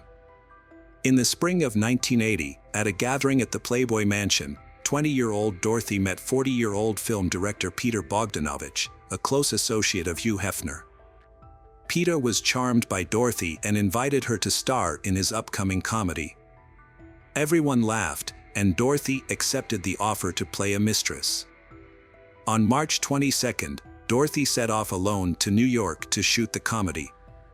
She lied to Paul, telling him that the director had forbidden anyone other than the cast and crew from being on the set. In fact, she feared that Paul might cause a disturbance during filming. Furthermore, Dorothy asked her manager to filter calls from her domineering husband while she was on set. In New York, Dorothy found herself infatuated with Peter, and a passionate affair blossomed between the actress and the director. Dorothy exuded joy at being with the new person in her life, not wanting to miss out on the opportunity with a sophisticated, wealthy, and influential director. Her attitude towards her husband became distant and cold. Dorothy spent 2 months in New York, and during this time, Paul was left alone in their large home in Los Angeles. Sometimes Paul brought other women home, who were shocked to discover that Paul was being unfaithful to such a gorgeous wife who was also a Playboy model. In April 1980, Dorothy returned to California to attend the Playboy Awards. She won the prestigious title of Model of the Year and appeared on the cover of the magazine, winning a new award. As part of the recognition, she received a lavish gift from Playboy, a Jaguar sports car, and a cash prize of $200,000. She developed a close friendship with Hugh Hefner, the editor-in-chief, who had high hopes for her. After the ceremony, Dorothy embarked on a 2-week promotional tour across Canada. During the weekend, Dorothy attended a party with director Peter. Meanwhile, she was planning to spend the final part of the tour with her family in Vancouver. However, Paul found out about these plans and immediately traveled to Vancouver, where he had experience managing clubs and numerous connections. During Dorothy's brief break, Paul coerced her into working in clubs and kept all the profits. This period led to a significant conflict between the couple. Dorothy was in tears, contemplating giving up her career to salvage the marriage. She expressed a desire to return to her parents' house with Paul and start a new life. Paul dismissed this idea. After the tour in Canada, Dorothy returned to New York to continue filming while avoiding her husband. At one point, she phoned Paul and requested some space in their relationship. Paul became depressed and angry with Dorothy. At the time, he was having an affair with a girl under the age of 18. The girl looked like a model, and Paul wanted to transform her into the next Playboy bunny. However, he soon realized that his young lover could never surpass his wife. In June 1980, on their first wedding anniversary, Paul received a heart-wrenching letter from Dorothy in which she expressed her desire for a divorce and her intention to stop supporting him financially. This convinced Paul that his fears of Dorothy's infidelity were justified, especially as he suspected she was involved with director Peter Bogdanovich. To gather evidence of his wife's infidelity, Paul hired a private investigator. On one occasion, he called Dorothy's manager and threatened to cause trouble or even do something more serious. The manager advised Dorothy to hire bodyguards and be cautious around Paul. However, Dorothy ignored this advice. Without a green card and lacking permanent residence in the United States, Paul struggled with employment and finances. Facing the risk of running out of money, he withdrew all the funds from his and Dorothy's joint bank account. Consequently, he also sold Dorothy's valuable assets, including collectibles, jewelry, and the Jaguar sports car that Playboy had given her, all at low prices and only for cash. Furthermore, he began renting out rooms in their large house to friends, partly due to depression and loneliness. Gradually, Paul began contemplating a return to his native Canada. In mid-July, filming for the movie in which Dorothy was starring was completed. After that, Dorothy and director Peter Bogdanovich went on a 10-day vacation to England. Upon returning to Los Angeles on July 30th, Dorothy decided to move into the director's mansion in the affluent neighborhood of Bel Air. Meanwhile, Dorothy's ex-husband Paul was plotting his revenge. On the afternoon of July 31st, he borrowed a gun and went to Peter Bogdanovich's house at night. He hid near the gates of the mansion, determined to shoot anyone who came near. After hours of fruitless waiting, Paul became desperate and drove to a mountain area overlooking Los Angeles. During his time alone there, he was plagued by painful thoughts of suicide. When he returned home late at night, Paul still harbored hopes of reconciling with Dorothy. A week later, on August 8th, he convinced Dorothy to meet him at his house. However, Dorothy had changed significantly since their separation. She had become a confident woman with a newfound charm and was no longer affected by Paul's words. Dorothy told Paul that she was in love with another man and wanted a divorce. Paul remained calm and asked her to come back in a week to discuss the breakup amicably. However, the next day, Paul attempted to purchase a gun. He visited several stores but was unable to buy one because he was a Canadian citizen. Paul asks his private investigator to purchase a rifle for self-defense and home security reasons, but the private investigator advises against it and refuses to assist. On August 11th, Paul finds an ad in the newspaper for an old 12-gauge shotgun for sale. He decides to go to the San Fernando Valley to check it out and possibly purchase the shotgun. However, he gets lost and cannot find the address, so he returns without the shotgun. 2 days later, on August 13th, Paul returns to the same location and finds the seller. He purchases the old shotgun and tells the seller that he will use it for hunting. On August 14th, Paul asks his roommate to leave the house so he can talk to his wife, Dorothy, in private without interruption. Dorothy's managers and assistants advised her to accompany them to the meeting or to resolve the issues over the phone. However, Dorothy decided to go alone. She brought a large sum of money to express her gratitude to Paul for his past help. She hoped that the meeting would be peaceful and that she could maintain a friendly relationship with Paul. Dorothy planned to have a short meeting with Paul, so she scheduled a photo shoot for that evening. At noon on August 14th, Dorothy went to meet Paul at his home. Upon arrival, Dorothy received a safety check call from her manager. They had previously set up a specific code for her to use if she encountered any problems. After assuring the manager that everything was fine, the call ended. However, the conversation between Dorothy and Paul gradually became tense and escalated into a dispute. In a sudden fit of rage, Paul pulled out a gun and shot Dorothy in the face. After causing Dorothy's death, Paul seemed to lose control of himself and behaved strangely. He eventually took his own life. At 8 p.m., Dorothy's roommates returned home and found her car parked in front of the house. When they entered the house, they saw Dorothy's handbag in the living room and thought that Paul and Dorothy had made up. They assumed the couple was in the bedroom, so they decided to retreat to their own room and keep quiet. Dorothy's managers became increasingly worried when they could not reach her by phone. They finally managed to contact Paul and Dorothy's roommate at 11 p.m. After a brief conversation, the roommates decided to check out the situation in the master bedroom. When they entered, they witnessed a horrifying sight. Both Dorothy and Paul had died. According to the autopsy, Dorothy Stratton, 20, died about an hour after she arrived home. Dorothy's husband, Paul, died about an hour after his wife's death. Hugh Hefner was one of the first people to be informed of the tragic event. He called his friend Peter Bogdanovich and broke the news of Dorothy's death. When Peter heard that Dorothy had died, he was so shocked that he fainted. He then spent a long time on sedatives to overcome his pain and grief. As a result, Playboy magazine was sent out for publication before the editors knew about it, so the August cover was not changed.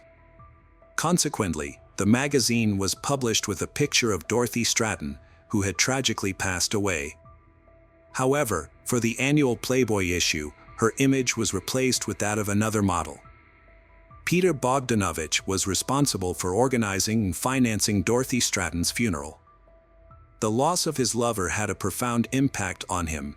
He decided to cremate her remains, which were then buried in a Los Angeles cemetery. After the tragic death of the model, the film studio decided not to release They All Laughed, the comedy in which Dorothy had starred. Determined to promote the work, Peter bought the film rights with his own money. The comedy, They All Laughed, was finally released in 1981. Despite his efforts, the film did not receive significant praise and failed to attract much audience attention. This commercial failure cost Peter millions of dollars and eventually led to his bankruptcy. Several years after Dorothy Stratton's death, rumors surfaced that director Peter Bogdanovich had secretly met with Dorothy's younger sister, Louise Stratton, who was then 13 years old.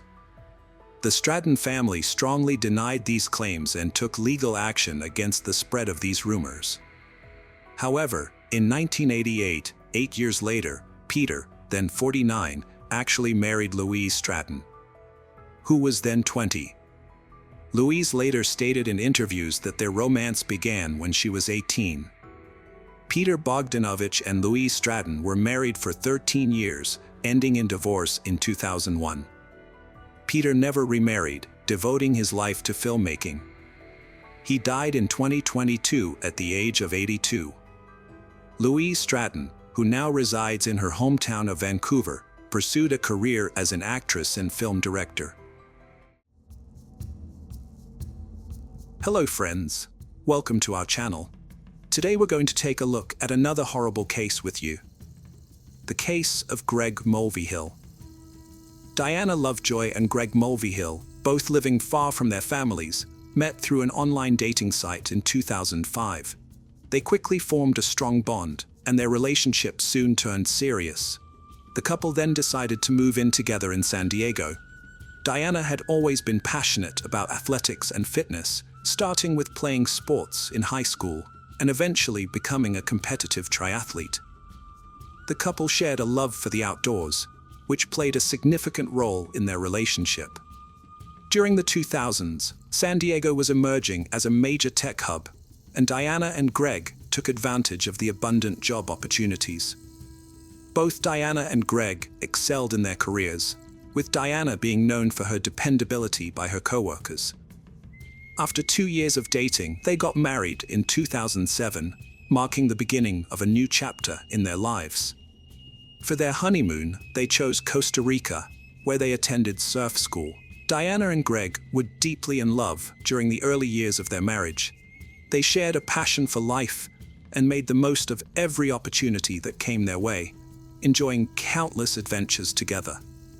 After their wedding, they moved to Carlsbad, a picturesque suburb north of San Diego, which offered a perfect blend of natural beauty, outdoor activities, and seclusion. Diana was immediately smitten with the area and felt like she was living her dream when she settled into her ideal home. However, 3 years into their marriage, their relationship started to take a turn. Diana began to experience symptoms that led her to believe she had fibromyalgia, a chronic condition characterized by widespread pain and tenderness in specific areas of the body. Although the exact cause of fibromyalgia remains unknown, several factors are thought to contribute to its development. Diana's fibromyalgia diagnosis significantly impacted her marriage to Greg. Previously an energetic and adventurous person, she struggled to adapt to her new limitations, including reduced stress and rest. This sudden change in lifestyle created challenges for their relationship as a couple. In 2011, Greg took Diana on a relaxing vacation to Santa Cruz, California, to help her cope with her condition.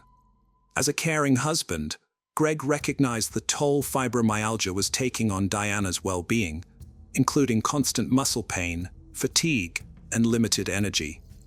The illness made it difficult for her to maintain her job, and eventually, Diana had to step away from her career to focus on managing her symptoms. She began spending more time at home in Carlsbad. Above all, Diana's greatest desire was to be a mother, to love and raise a child, to be confident and happy. Diana and Greg had been trying to have a child for years, but unfortunately, Diana suffered multiple miscarriages. These losses took a toll on Diana, affecting her both physically and emotionally. Although she didn't have children, she poured her love into her 2 beloved cats, Lanny and Turtle.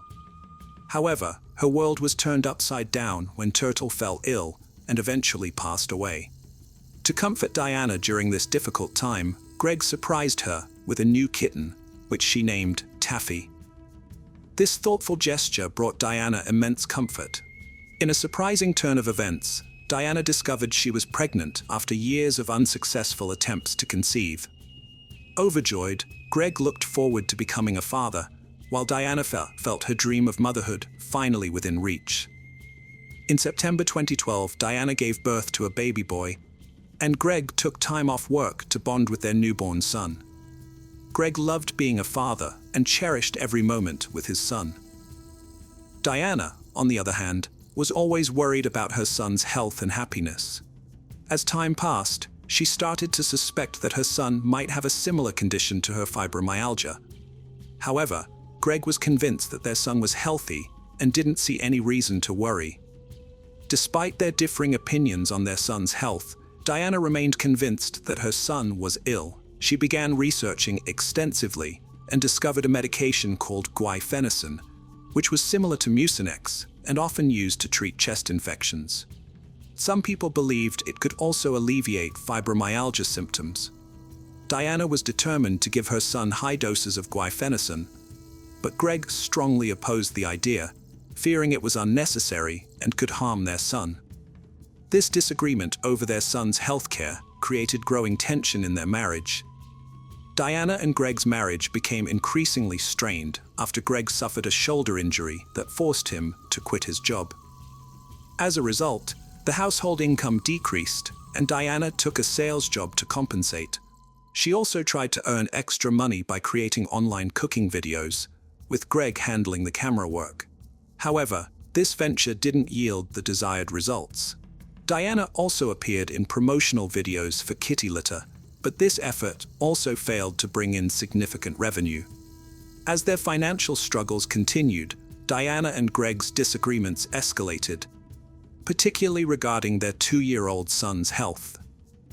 By this point, they were constantly fighting, and their relationship was in jeopardy. Diana confided in her co-workers that she felt Greg was unhelpful and unsupportive. In July 2014, Greg had a disturbing encounter with a police officer who questioned him about allegations of abuse made by Diana. According to the officer, Diana had filed multiple police reports against Greg, leading to his removal from the family home. Diana and their son were allowed to stay, leaving Greg to face the consequences of the allegations. Diana told a trusted friend that she had been assaulted by Greg while she was sleeping. She took medication that made her drowsy, and when she started to wake up, she realized Greg was touching her inappropriately without her permission. Diana also accused Greg of sexually abusing their son. The authorities, including Child Protective Services, got involved after Diana made these allegations. Greg denied the accusations and claimed that Diana was only making these charges because he disagreed with her about their son's health issues. In response, Greg filed for divorce from Diana and requested custody of their son. Detectives investigated claims that Greg abused Diana and their son, but found no evidence to support these allegations. In fact, psychiatric evaluations of Greg and the boy revealed no signs of abuse. A judge ultimately dropped the case and granted Greg 50-50 custody of their son, much to Diana's dismay. Despite this, Diana remained committed to being a good mother and distancing herself from Greg and the associated drama. As part of their divorce agreement, Diana stayed in the house and agreed to compensate Greg for his share of the property. By 2016, the former couple had managed to establish a relatively peaceful co-parenting arrangement, with each having equal access to their son. However, this fragile peace was shattered on September 1, 2016, when the Carlsbad Police Department received a call from Jason Kovac, a friend of Greg's. Jason called 911 to report that his friend Greg had been shot multiple times and was bleeding severely. A patrol officer from the Carlsbad Police Department responded immediately and found Jason and Greg on the side of the road. Jason told the officer that the shooting had occurred about half a mile away. The officer quickly realized that waiting for an ambulance would put Greg's life at risk, so he decided to drive Greg to the hospital himself. Meanwhile, the SWAT team arrived and began searching the area for the shooter, but they couldn't find anyone. At the hospital, doctors rushed Greg into emergency surgery, where they discovered he had a gunshot wound to his chest. Greg survived the surgery, but he was placed on life support afterwards. While Greg recovered in the hospital, detectives interviewed Jason, who was still shaken by the event. Jason explained that Greg had received a call from a private investigator claiming to have important documents related to his custody and divorce proceedings with Diana. The investigator didn't leave his name, but he gave Greg a specific meeting time and location. Greg was initially hesitant, but his curiosity got the better of him, and he asked Jason to come along for backup. Jason agreed, and they armed themselves with a flashlight and a child's baseball bat. They arrived at the remote location, which was extremely dark due to the new moon. The only light came from a small sliver of the moon. According to Jason, the caller instructed Greg to find a package attached to an electricity pole. When Greg saw the package, he walked towards it with his flashlight, scanning the area. Suddenly, he shouted, "Gun!" and a gunshot rang out. Greg and Jason started running for their lives, with bullets whizzing past their heads. They eventually reached their car, where Jason realized Greg had been shot and called 911. Jason couldn't provide a detailed description of the shooter, but he led the detectives to the exact location of the shooting. During their investigation, they found an intriguing clue near the electricity pole, a neatly folded Angry Birds towel that seemed to be intentionally left there to deceive Greg. Jason reported hearing 6 gunshots, but the investigators found no evidence of shell casings or a weapon. This lack of forensic evidence suggested that the shooter was experienced and knowledgeable about covering their tracks. During their search, the detectives noticed a strong smell of feces in the air, which led them to a pile of feces accompanied by a towel that seemed to have been used for cleanup. The investigators preserved the feces sample and towel as potential evidence, carefully packaging and transporting them to the crime lab for analysis. However, obtaining DNA evidence from the feces sample could take up to a month. In the meantime, the detectives continued their search for a suspect, investigating all available evidence and following up on leads. They focused on Greg's estranged wife, Diana Lovejoy, and questioned her about her possible involvement in the shooting. Diana denied any knowledge and provided an alibi, stating she was at home with her son at the time of the shooting.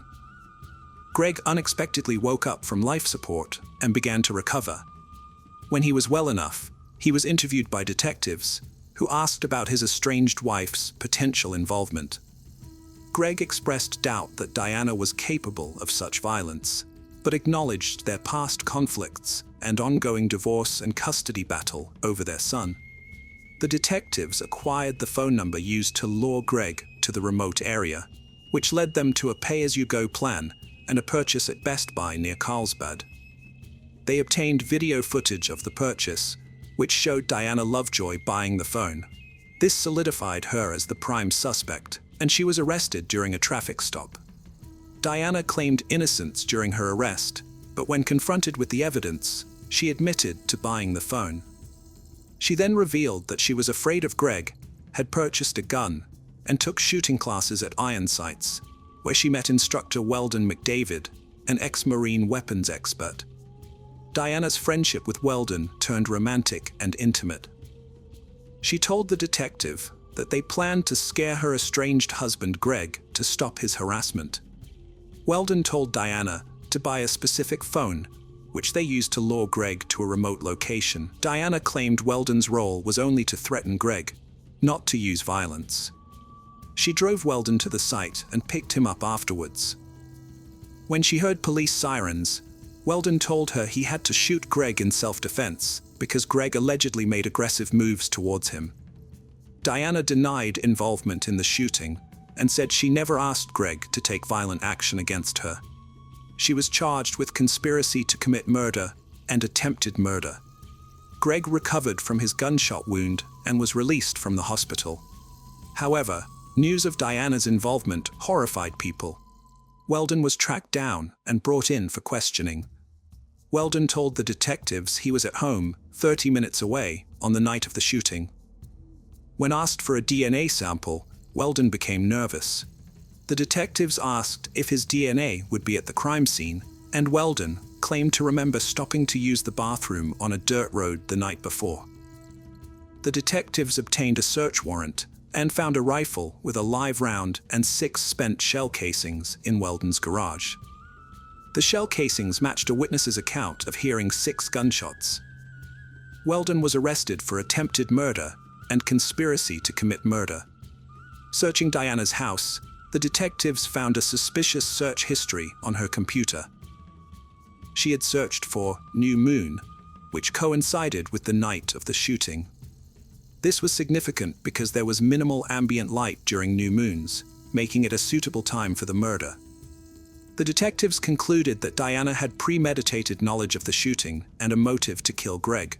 She would have had to pay him $120,000 in their divorce settlement, and eliminating him would be easier than paying the debt. Diana Lovejoy and Weldon McDavid's trial began in October 2017. Weldon claimed he never intended to shoot Greg.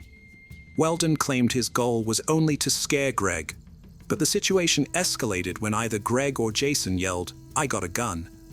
Weldon stated that, as a skilled marksman, if he had wanted to kill Greg, he would have been able to do so. However, the prosecution presented a different theory. They argued that Weldon did not shoot and kill Greg because Greg shone a flashlight in Weldon's eyes, disorienting him due to the darkness. Having sat in the dark for an extended period, Weldon's sense of direction was impaired. This ultimately saved Greg's life. The jury found Diana Lovejoy and Weldon McDavid guilty of conspiracy to commit murder and attempted murder. Upon hearing the verdict, Diana collapsed, although the state believes she was faking it. Weldon was sentenced to 50 years to life, while Diana was sentenced to 26 years to life. Both maintain their innocence. Hello friends, welcome to our channel. Today we're going to take a look at another horrible case with you, the case of Petit family. The Petit family was revered as a model family, exceeding expectations with their stable economic background and exemplary children. They effortlessly commanded admiration from those around them. William Petit, the patriarch, was a Connecticut native and a standout athlete in high school, particularly in basketball, where he naturally assumed a leadership role. In addition to his athletic prowess, he was also the valedictorian of his class, as evidenced by his law degree from Dartmouth University. However, his true passion lay not in law, but in helping people, caring for the sick, and making the world a better place. So, after graduating, he pursued a career in medicine at the University of Pittsburgh. During his third year of residency at the Children's Hospital of Pittsburgh, William met Jennifer Hawk, an oncology nurse and co-director of the health center's pre-graduate internship program. They soon fell deeply in love, and those who knew them attested that they were perfect for each other. They married in 1985, and 4 years later, they welcomed their first daughter, Haley. The pregnancy spurred them to form a large family, leading them to purchase a house in Cheshire, Connecticut. On November 17, 1995, their second daughter, Michaela, was born. After giving birth, Jennifer resumed her work as a nurse and co-director of the internship. Sadly, she was later diagnosed with multiple sclerosis, a disease that has no cure, which she fought against for the rest of her life. Despite this, her family remained supportive throughout. At just 10 years old, their eldest daughter began raising funds for the National Multiple Sclerosis Society, an endeavor that would yield significant sums over the years. Meanwhile, Michaela excelled academically and planned to take over the fundraising efforts when her sister went to college, enabling her to continue making a positive impact in her community. Having spent the summer learning to cook, she often delighted in preparing meals for her family. Tragically, this ordinary activity led to a fateful encounter with the perpetrator. On a July night in 2007, Michaela was preparing dinner for her family, but required additional ingredients for her recipe. So she and her mother went to the nearest market. Joshua Komisarjevsky, who had recently been released from prison, happened to be at the same location. Komisarjevsky's childhood was marked by trauma and complexity. Born to teenage parents, he was adopted by the Komisarjevsky family, a renowned European artistic dynasty, just a week after birth. His adoptive family was deeply religious and enforced strict discipline, which contributed to his struggles in school despite his high IQ. Eventually, his parents opted to homeschool him. During his trial, Komisarjevsky alleged that he was sexually abused by a cousin during childhood, but his family chose to keep the incident quiet. This traumatic experience likely contributed to the development of his rebellious and chaotic personality. By 14, Joshua Komisarjevsky had faced accusations of abusing his sister, and around this time he committed his first burglary, launching his career as a thief.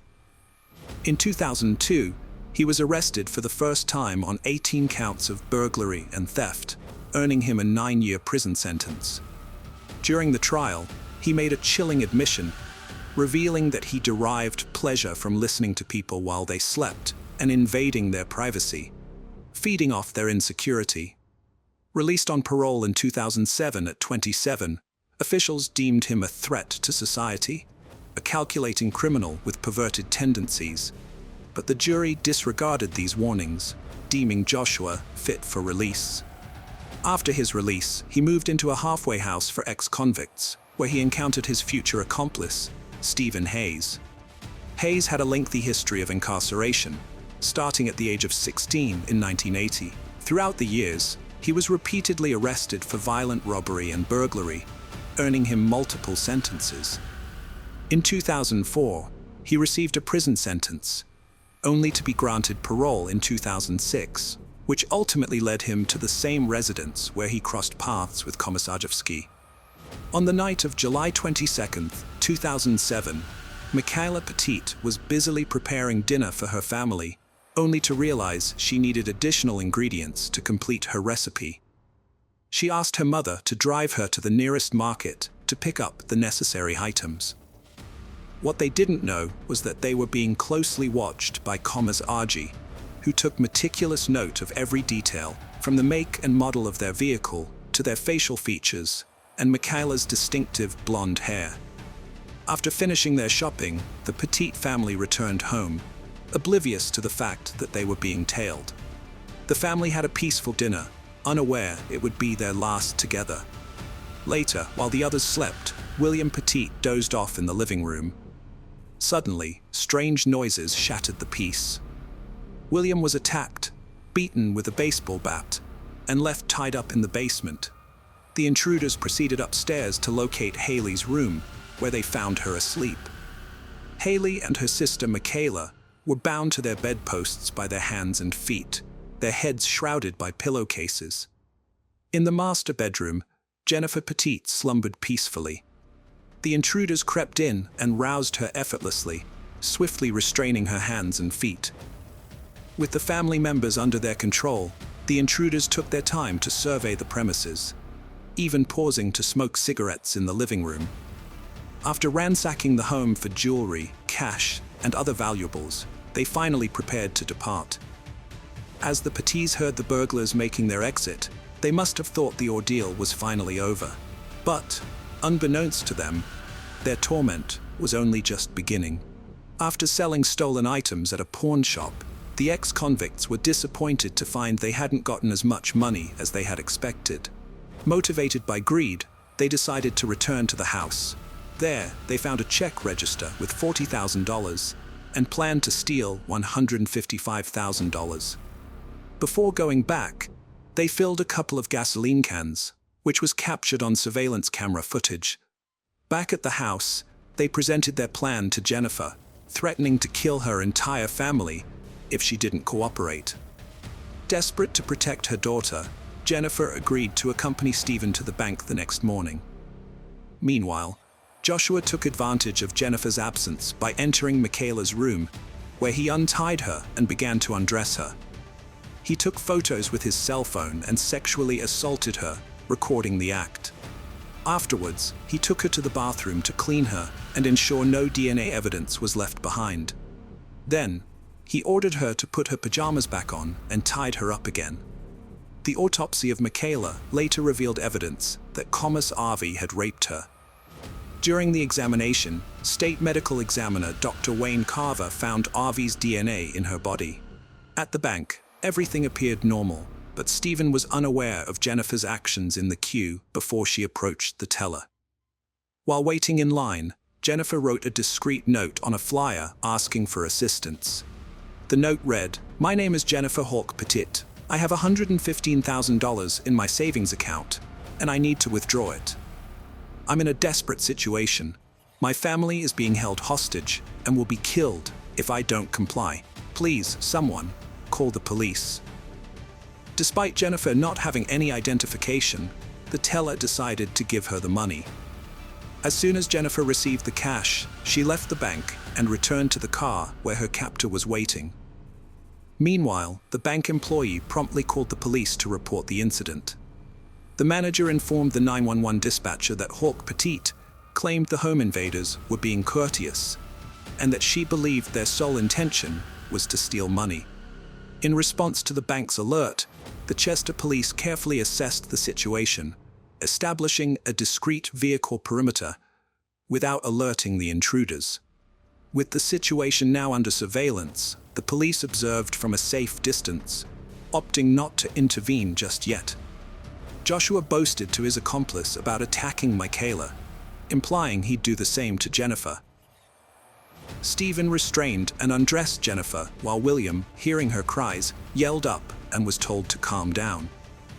Regaining consciousness, William freed himself, crawled to the stairs and escaped to the backyard, fearing they'd kill them all. Joshua went to check on William, only to discover that he had escaped. In her later confession, Hayes revealed that while she and Stephen were raping Hawk Pettit on the living room floor, Komisarski burst in and announced that William had fled. Upon hearing this, Stephen strangled Jennifer to death, continuing to assault her even in her final moments. Shortly after, they heard William's cries for help. A neighbor, initially unaware of the traumatized boy's identity due to his severe injuries, called 911, realizing the police would soon arrive. To eliminate all evidence, the intruders doused Jennifer's lifeless body and parts of the house, including the daughter's bedrooms and their own clothing, with gasoline. Investigators later found traces of the accelerant on the Pettit sisters' beds and the clothes they wore. Hayes and Komisarski set the house ablaze and fled, unaware that the authorities had set up a perimeter a few miles ahead. Within 5 minutes, they collided with a police vehicle, and after being surrounded, the two perpetrators were pulled from their car and arrested. They were immediately identified as ex-convicts. Meanwhile, the fire raging through the house was growing in intensity. An ambulance arrived, and Dr. William Pettit, the gravely injured father, was rushed to the nearest hospital. Soon after, firefighters battled the blaze, and upon extinguishing it, they stumbled upon a horrific scene amidst the remnants of the house. The first body discovered was Jennifer's, her remains charred with remnants of rope bound to her ankles. Upon reaching the second floor, they found Michaela still tied to her bed, having succumbed to the devastating flames. In a surprising twist, Haley had managed to break free from her restraints and attempted to escape, but sadly collapsed just a few meters away, overcome by the toxic smoke. William managed to free himself from his restraints, escape the house, and crawl to a neighbor's yard to seek help. The neighbor failed to recognize him at first, due to the severity of his injuries. Both Hayes and Komorowski confessed to the murders. During her interrogation, detectives noted that Hayes smelled of gasoline throughout. Each assailant accused the other of being the driving force and mastermind behind the home invasion. Komorowski's diary, later entered into evidence, revealed that he blamed William for the murders, calling him a coward and claiming that he could have saved his family if he had wanted to. The trial of Stephen Hayes began on September 13, 2010, with a jury comprising 7 women and 5 men. The defense argued that Joshua Komorowski was the mastermind behind the crime, responsible for escalating its violent nature, while prosecutors argued that both Hayes and Komorowski shared responsibility. After approximately 5 hours of deliberation on October 5th, the jury found Hayes guilty. The sentencing phase began on October 18th, with the jury initially divided over recommending life imprisonment or death. Hayes' defense argued that life imprisonment without parole would be a harsher punishment. On November 8th, the jury recommended the death sentence for Hayes on each of the 6 capital felony counts. Earlier, Hayes had attempted to negotiate a plea bargain for a life sentence, but prosecutors sought the death penalty. Dr. William Pettit, the sole survivor, remarked on the verdict, while the Connecticut State Judicial Branch took the unprecedented step of offering post-traumatic stress assistance to jurors, acknowledging the trial's profoundly disturbing nature. This historic measure was necessitated by the jurors' 2-month exposure to graphic images and gruesome testimony during the triple murder trial, marking the first time the state judicial branch had provided such support. On December 2, 2010, Hayes expressed remorse for the suffering he had inflicted on the Pettit family, stating that his own death would be a welcome relief and hoping it would bring peace and comfort to those he had hurt. Judge John Blue handed down 6 death sentences and an additional 106 years for other crimes. However, in August 2015, Hayes's death sentence was commuted to life imprisonment when Connecticut abolished capital punishment. The trial of Joshua Komisarjevsky began on September 19, 2011. His lawyers offered a guilty plea in exchange for a life sentence, but prosecutors sought the death penalty, arguing that Komisarjevsky was under Hayes' influence. Komisarjevsky was found guilty on October 13, 2011, and the jury recommended the death penalty on December 9, 2011. During sentencing, Komisarjevsky expressed shame and remorse for the harm caused, claiming he had not intended to kill anyone. Judge Blue set July 20, 2012 as Komisarjevsky's execution date, underscoring his responsibility for the crime. However, like Hayes, Komisarjevsky's death sentence was converted to life imprisonment in August 2015, following Connecticut's abolition of the death penalty. The trials and sentencing of Hayes and Komisarjevsky represent a dark and pivotal chapter in Connecticut's legal history. The heinous nature of the crimes and the emotional toll on all involved, including the jurors, exposed the complexities and challenges of the legal system in dealing with such atrocious acts.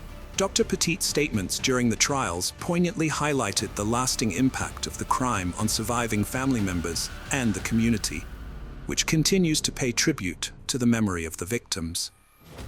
The sole survivor, Dr. William Petit, was released from the hospital just 4 days after admission to attend his family's funeral. Tormented by guilt and the anguish of having survived, he later founded a foundation to aid children and young victims of violence, raising hundreds of thousands of dollars. He later pursued a career in politics, becoming a state representative as a member of the Republican Party. The brutal murders of the Petit family have had a profound and lasting impact on the community, which comes together every year to honor their memory. Lingering questions persist among family members and the public regarding whether the authorities responded adequately to the crisis, particularly with respect to the time spent observing the situation from a safe distance, which may have been critical in preventing the devastating outcome. Hello friends, welcome to our channel. Today, we're going to take a look at another horrible case with you. The case of Brianna Zunino. A lot of people are concerned that an autopsy is scheduled today to identify a woman's body that was found in Reno, Nevada on Friday. There is a possibility that it could be the missing college student, Brianna Dennison. The body was found in a field on the edge of the campus of the University of Nevada, which is less than 10 miles from the house where Dennison was last seen in the winter of 2008. Brianna Zunino Dennison, a vibrant 19-year-old college student with a bright future, vanished without a trace, sending shockwaves through the community and igniting a relentless search for answers. As news of Brianna's disappearance spread, an army of volunteers, law enforcement agencies, and concerned citizens came together, determined to bring her home safely. Brianna's family and friends, gripped by fear and uncertainty, clung to hope while sharing stories of her infectious laughter, unwavering spirit, and love for life. Days turned into weeks and weeks into months as the search intensified. The quest for answers led investigators down a dark and twisted path, uncovering a heinous series of crimes. Law enforcement tirelessly pursued leads, meticulously piecing together the puzzle surrounding Brianna's disappearance. Their dedication and determination remained unwavering in their pursuit of justice. This is the story of Brianna Zunino Dennison, a young woman whose life was tragically cut short, but whose memory continues to inspire. Brianna Zunino Dennison was born on March 29, 1988, to Jeff Dennison and Bridget Dennison. Her mother lovingly called her Breezy because she reminded her of a refreshing breeze on a cool summer day. When Brianna was 6 years old, her father passed away, which was a difficult time for the family, as the loss of a loved one always is. However, she persevered through the pain with the support of her loved ones. She spent her childhood in Reno, Nevada, and her mother's native town of Mendocino, California. Brianna's passion for traveling and world cultures took her to Hawaii, New York, Mexico, Jamaica, Japan, Italy, Egypt, Hungary, Austria, and France. She studied abroad in Rome, Italy, for a year with her family. Her ability to connect with people from all walks of life became part of her radiant personality. Brianna was raised in a tradition that valued children as the most precious possessions. Her relatives and close friends instilled in her the importance of being a loving, spiritual, respectful, and trusting human being. She had a deep affection for children and animals, particularly her dog, Ozzy. Brianna graduated from Reno High School in 2006 and was a sophomore at Santa Barbara City College, where she was majoring in child psychology. On January 20, 2008, Brianna returned home to Reno from sunny Santa Barbara during the winter break to visit some friends and family. She and her friends had attended events organized by Summer Winter Action Tours LLC, a travel agency that catered to students. They also attended the Martin Luther King Jr. Gala weekend in Reno, which Brianna had reportedly attended in the past. On that specific day, she was last observed alive at approximately 4 a.m. Pacific time at her friend's house near the University of Nevada campus on McKay Court in Reno. She had gone there to sleep after attending a party at the Sands Regency on North Arlington Avenue. When her friend woke up the next morning around 9 a.m., Brianna was nowhere to be found. A small blood stain was noticed on the pillow where Brianna had slept that night, and her cell phone, purse, and shoes were all left at the house, which prompted her friend to alert Brianna's parents and local authorities. When investigators arrived, they assessed the crime scene. In the following days, detectives conducted a forensic investigation of the McKay Court residence where Brianna was staying when she was abducted. They found DNA on a doorknob that belonged to an unidentified male. The investigators were able to confirm that the blood on the pillow belonged to Brianna and began focusing on a kidnapping scenario. The detectives began searching the University of Nevada Reno area for Brianna, and the Federal Bureau of Investigation, FBI, joined the search efforts. The DNA found on the doorknob the night Brianna disappeared was linked to at least 2 sexually motivated attacks in the same area in the previous months, one on November 13th and the second on December 16, 2007. On January 29, 2008, a woman from Reno claimed that she knew another victim who had revealed that she was raped at gunpoint in a garage on the University of Nevada Reno campus in October 2007. However, the victim had not reported the crime. The investigators released a description of the potential suspected perpetrator based on this information, which was considered a positive lead. Identifiers used by women who had been sexually assaulted by the suspect were used to track down the perpetrator. The detectives began interviewing nearly 100 registered sex offenders who live within a mile of the McKay Court home, but none seemed to be responsible for Brianna's disappearance. Around 1,700 people, including Nevada's then First Lady, Dawn Gibbons, wife of then Governor Jim Gibbons, volunteered to participate in a physical search of a 100-square-mile area to find Brianna, who went missing, but to no avail. On February 15, 2008, a man named Albert Jimenez in Reno was just returning from his lunch break at a Subway restaurant.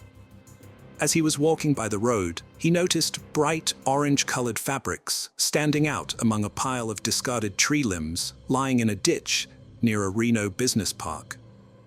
When he approached closer, he discovered neon orange socks which were attached to feet, which at first he thought was a mannequin, but later turned out to be a woman. Jimenez had heard about Brianna Dennison's kidnapping, but didn't think the victim resembled the photographs he had seen on billboards. Jimenez did not have a mobile phone, so he promptly returned to his workplace, EE Technologies, to call the Reno police. When the police arrived at the South Reno lot, Jimenez was informed that the victim was Brianna Dennison, as an autopsy report had confirmed that the body found in a field near a Reno business park was hers. Brianna had been assaulted and killed.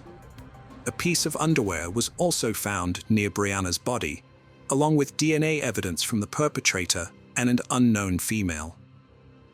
The police believed that the underwear did not belong to Brianna and might have been left there to taunt the investigators. The police then asked anyone who recognized the underwear as theirs to come forward, as they might have information about the perpetrator's identity, but no one came forward. On January 29, 2008, the Reno police released a description of the unknown perpetrator. The person in question was also linked to at least 2 sexual assaults in November and December 2007, and a woman claimed to have been raped in a parking lot in October. Previous victims had provided enough detailed information for the police to sketch a suspect. An item of underwear was found near Dennison's body, along with the killer's DNA and the DNA of an unidentified woman. The police stated that the item of clothing did not belong to Dennison and may have been left near her body to taunt the investigators. The police are asking anyone who recognizes the item of clothing as theirs to come forward, as they may know the identity of the perpetrator. On Tuesday, November 25, 2008, 27-year-old James Michael Bella from Sparks, Nevada, was arrested and taken into custody at the Washoe County Jail. He was charged with murder, first-degree kidnapping, and sexual assault. Bella was apprehended while he was dropping off his son at the Stepping Stones Children's Center in Reno.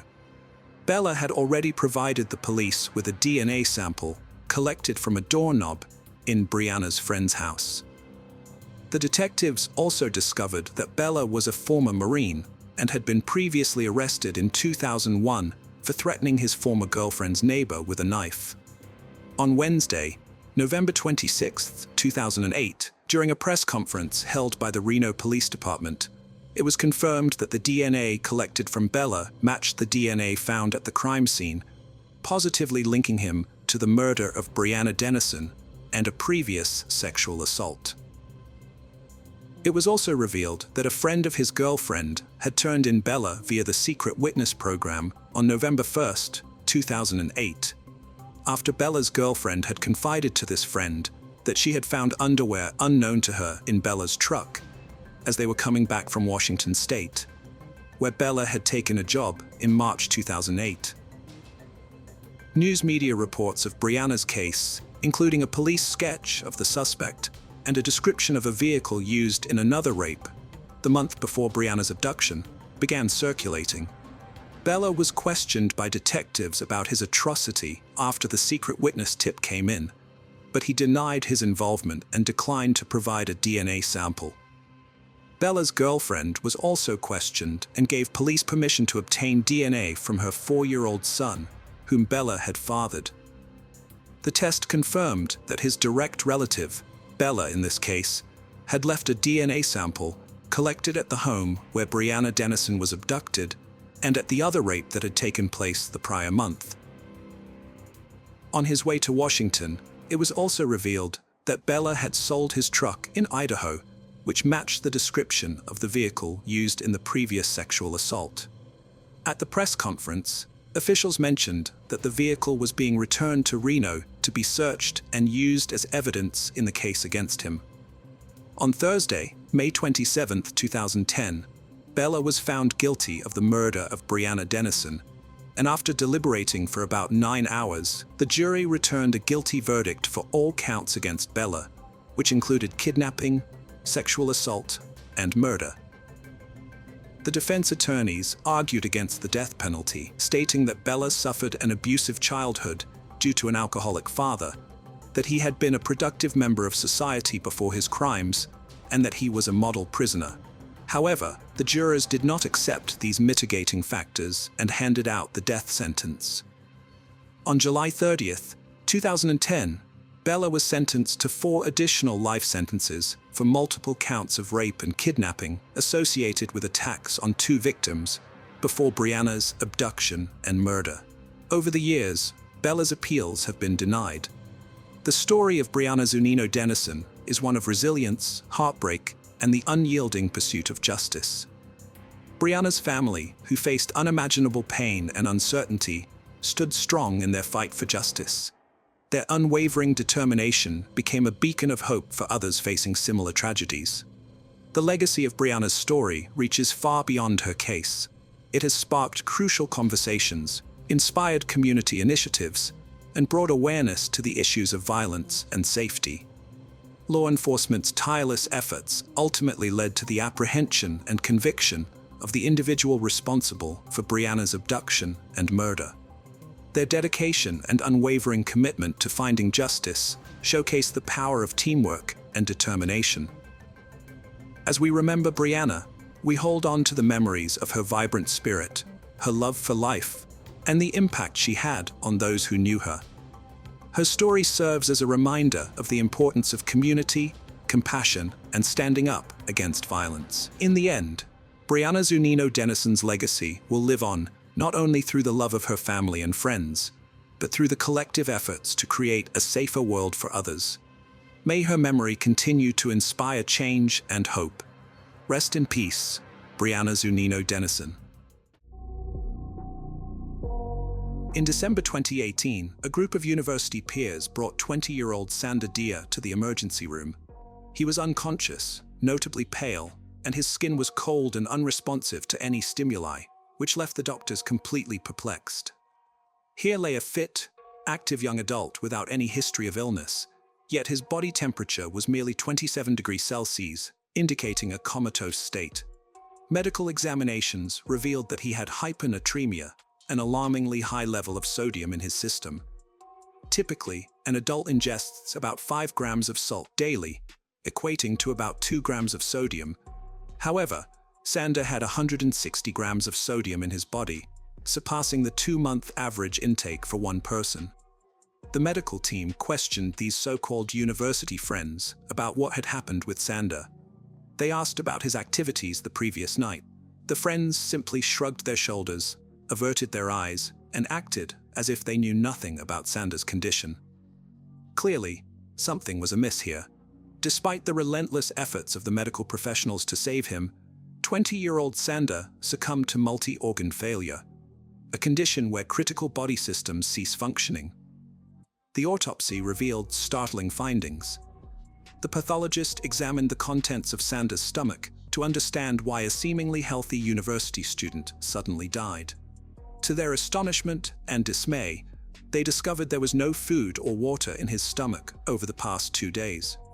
Instead, peculiar items such as aquarium goldfish and heads of mice and eels were found inside him. This indicated that he had endured horrific experiences before his untimely death. The case of Sander garnered immense attention from online communities and media alike, rapidly becoming a topic of international discussion.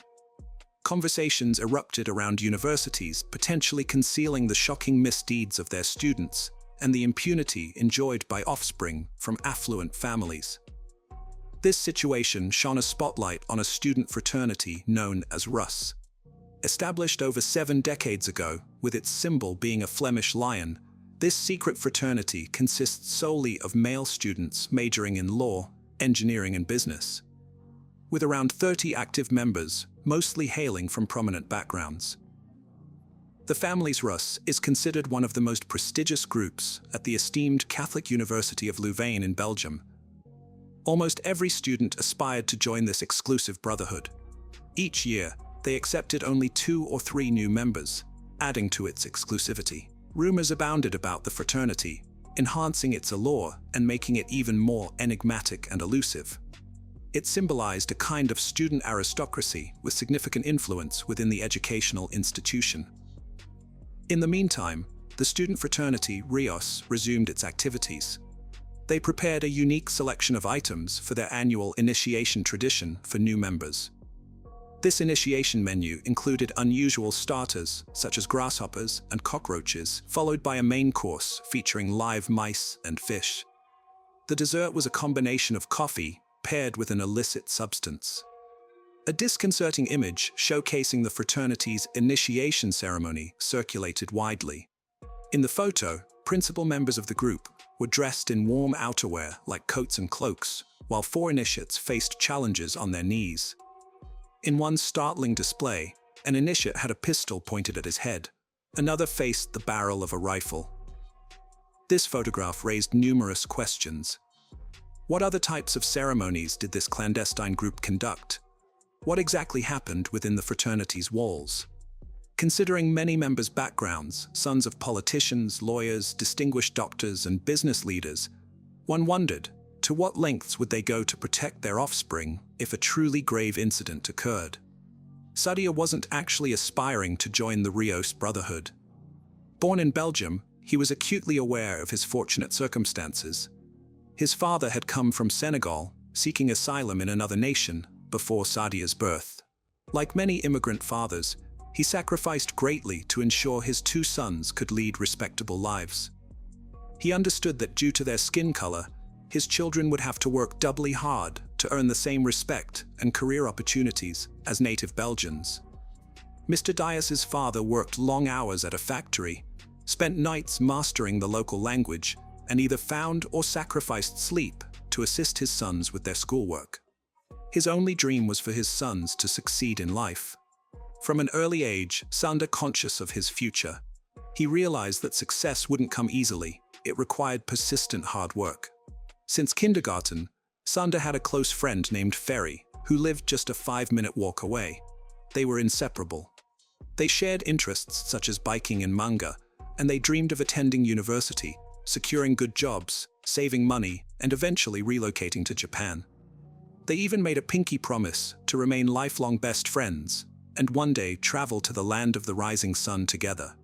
However, Sander was never fated to see the birthplace of manga and anime. Beyond Ferry, Sander had numerous friends.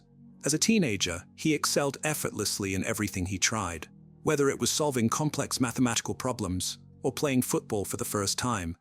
He amazed his friends with his natural talent. Though people often envy such gifted individuals, Sander was beloved for his charisma and approachability. His knack for conversation and ability to connect with everyone made it easy for him to make friends. After completing high school, Sander enrolled at the University of Leuven, becoming the first in his family to attend such a distinguished higher education institution. This achievement filled his father with immense pride, surpassing any dream he had ever envisioned. Although the university was just a 30-minute drive from home, Sander opted to stay in a dormitory. He chose civil engineering as his major and dedicated himself from the start to earning a master's degree in the field. Sander appeared wise beyond his years and was driven by a desire to make his father proud. His ambition was to graduate, secure a well-paying job, and enable his father to retire, repaying the sacrifices made for his children's future. By 2018, Dias was in his 3rd year of the 5-year program. He was already focused on securing employment post-graduation, so he steered clear of the party scene. His concentration was firmly on finding a lucrative job to support his family and pay bills. Aware of the potential challenges his skin color might present in landing a desirable position in a predominantly European, tightly knit industry, Sander was under no illusion about the difficulty of his task. Armed with high academic achievements, interpersonal skills, and unwavering diligence, he recognized the importance of establishing vital connections. This realization led him to consider joining the Roy Brotherhood, a group synonymous with prestige, social networking, exclusivity, and crucially, the connections needed for his career. In a world where not just merit, but also influential connections are highly valued, this seemed like a strategic move. Many members of the Roy Brotherhood hailed from well-known families. Sander's decision to apply surprised his friends, except for his older brother, who saw the potential career benefits of such societies. His childhood friend Ferry believed in Sander's natural sociability and friendliness, but was initially doubtful about these fraternities. Ferry even tried to discourage Sander from what he saw as a hazardous step.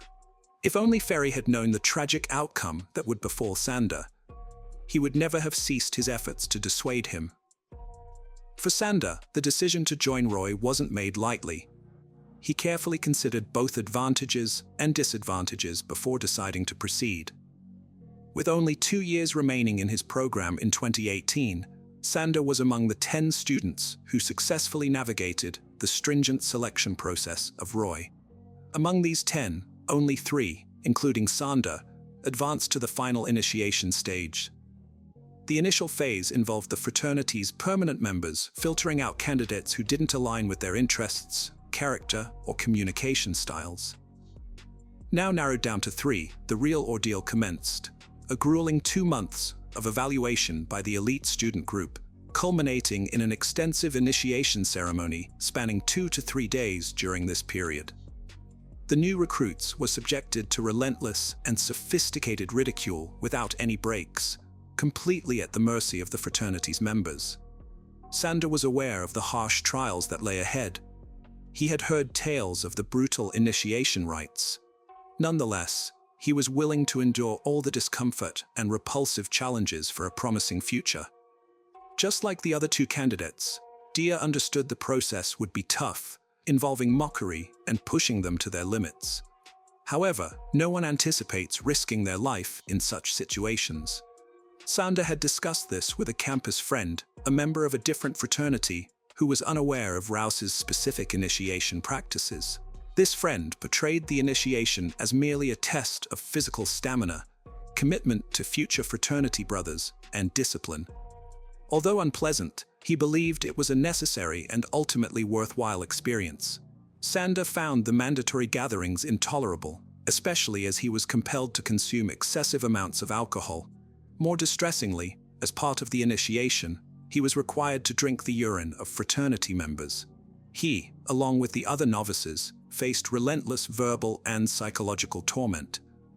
However, Dia endured the most severe hardships. He was derided for his skin tone. In October 2018, a few months before the concluding ritual, the Brotherhood organized a significant event at the Student Union building.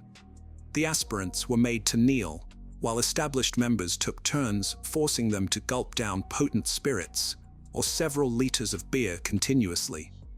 Naturally, after ingesting such volumes of alcohol, the novices could barely stand, yet were still tasked with cleaning the venue in their disoriented state.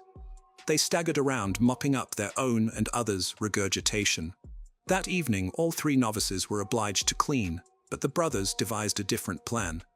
They determined that Sander alone should tidy up after the celebration, because historically, those with dark skin served whites. This was a particularly harsh declaration.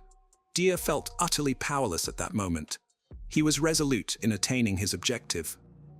He knew this situation would eventually reach a conclusion. A representative from the student association tried to reprimand the young men for their remarks. But what could he possibly do against 20 wealthy, noble, influential, and pampered youths? They were unafraid of anyone and conducted these acts openly without any sense of embarrassment. The fraternity members saw themselves as superior to all and simply warned the staff member not to meddle in their affairs. Sander endeavored earnestly to gain acceptance, considering his future prospects. But at just 20 years old, he was still somewhat naive. Despite this dreadful event, Dia persisted in attending fraternity gatherings. Some might question why Dia continued to seek camaraderie with these individuals.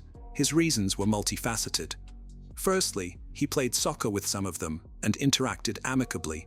Secondly, Sander was acutely aware of the extensive sacrifices his father had made for his education and vowed to meet those expectations. He harbored hopes that the indignities would cease once he cleared the final hurdle.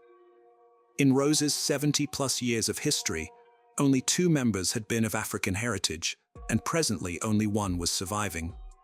A dark-skinned student had been inducted in 2015, and Sander was poised to be the second to undergo the ultimate initiation rite. The final initiation, also termed baptism, was about to commence. Everything the novices had endured thus far seemed insignificant compared to the ordeal they were set to face. On December 4, 2018, at 4 p.m., the initiation commenced. Sander, along with two other candidates, donned lengthy flowing white robes and ventured into the city carrying bouquets of flowers. Their objective? To sell as many flowers as possible. The one who sold the fewest would endure various penalties, such as drinking sour milk, birdseed, and inevitably forced alcohol consumption. Sander finished last, selling 30 roses fewer than his peers, which led to his punishment, consuming such an excessive amount of alcohol that his speech became severely impaired in the second phase of the initiation. The novices were positioned on their knees and asked straightforward questions by 7 p.m. The fraternity members remained indifferent to Dia's struggle in articulating responses. Predictably, he was outperformed by the others and subjected to further punishment. At the end of this stage, 1.5 bottles of gin were forced upon him. His body, not accustomed to heavy drinking, began to react violently. His stomach contained nothing but alcohol, and his complexion turned ashen. He was unable to stand, speak, or move autonomously, teetering on the brink of dehydration and repeatedly losing consciousness. Astonishingly, all these events unfolded in a public setting. One fraternity member recounted that the second trial occurred right on the sidewalk in front of a cafe in the city square. Yet none of the bystanders intervened. They neither alerted the authorities nor called for police assistance. At 9 p.m., the third challenge commenced, aptly titled, "Endure the Night." The novices were hauled back to the dormitory, where 18 fraternity brothers resumed their relentless hazing. The task was to consume as many pints of beer as feasible. By the trial's conclusion, all 3 participants had become unconscious. They were breathing, but unresponsive to any attempts to rouse them. Remarkably, their unconscious state did not exempt them from ongoing abuse. In line with the fraternity's customs, if someone fainted at a gathering, they were urinated on, a manifestation of perceived frailty and an opportunity for others to exert dominance. Proof of these acts was captured in a video taken at 11:40 p.m., which they subsequently attempted to erase. With the first day's competition at an end, the 3 new initiates were dragged to their quarters and unceremoniously deposited on their beds. For amusement, their water supply was disabled, possessions defaced with ketchup and chocolate, and their door locked. This action meant that should any of them regain consciousness after consuming such a lethal volume of alcohol, they would remain trapped inside. They didn't even have access to water to alleviate their thirst. This was just the initial day of the initiation at one of the nation's most esteemed universities, yet the most distressing experiences were still to come. The following day, December 5th, 2018, around 10:30 a.m., the fraternity members prepared for the final stages of the grueling initiation. They woke the 3 initiates, placed them in vehicles, and drove out of the city to a secluded village roughly an hour away. A fraternity member owned a small cottage there, hidden by thick woods, an ideal location to conceal their activities. En route, they made several stops to acquire items necessary for the ceremony. The students bought aquarium fish, eels, live rodents, as well as bird and dog feed from a pet store. Next, they visited a supermarket and obtained fish sauce used in Asian cuisine for its flavor-enhancing qualities. It's high in sodium, with about 1670 milligrams per tablespoon, around 70% of the advised daily intake, and isn't typically consumed in large amounts. They also purchased duck eggs, sardines, clams, shrimp paste, mussels, among other products. During one of these stops, they encountered an academic who noticed that one of the students apparently needed assistance. She voiced her concerns to the fraternity members and even suggested calling the police. However, the students convincingly reassured her that he was merely intoxicated and in shock. They assured her that the initiation had ended and they intended to sober him up with a cold bath. Dismissing her concerns, the group proceeded to the cabin in the forest. The details of what happened next were reconstructed by police using recovered deleted video footage and scarce evidence. However, the full truth remains unclear. Over several hours, the 3 initiates were forced to dig a substantial trench into which they were subsequently placed. Struggling to keep warm, they found themselves surrounded by 18 young adult men, other fraternity members who filled this trench with freezing water and live eels. In Belgium, in December, the average temperature varies from +3 to 7 degrees Celsius. When initiates began to cold, permanent members of the fraternity urinated on them above as a twisted way to warm them up. At this point, Sander was suffering from dehydration and remained inebriated from the previous night's events. Even if he had the will to stand and leave, his physical state made it impossible. Under normal circumstances, to formally reject the initiation process, one simply had to ring a bell placed away from the trench, therefore forfeiting their place in the fraternity. The initiates could have accessed this bell at any time. However, in this case, the bell was either intentionally or inadvertently omitted, leaving Sander without a way to signify his refusal of the initiation. His inability to stand or speak due to his condition rendered him powerless. The three inebriated and weary boys sat in the icy water, subjected to the senior fraternity members' acts of urination and defecation. They were then coerced into biting off the heads of live mice and eels in the water, and followed with fish oil. After enduring over 6 hours in such brutal conditions, Sander's body began shutting down, and he started losing consciousness. He was extracted from the water, clothed in dry garments, and placed beside a fire.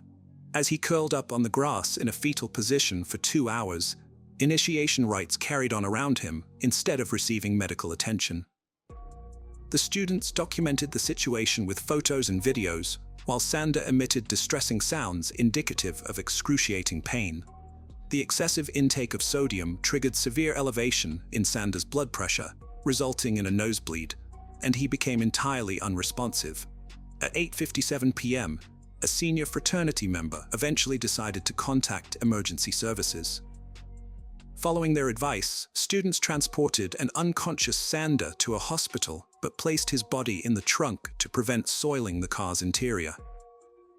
Upon arrival at the emergency department, fraternity members withheld crucial information regarding Sander's recent diet and alcohol consumption from the medical team.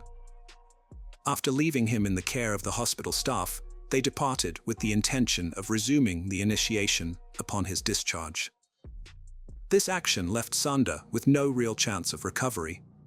While the medical professionals conducted tests and endeavored to unravel the cause of his condition, Sander's organs began failing due to the severity of his state.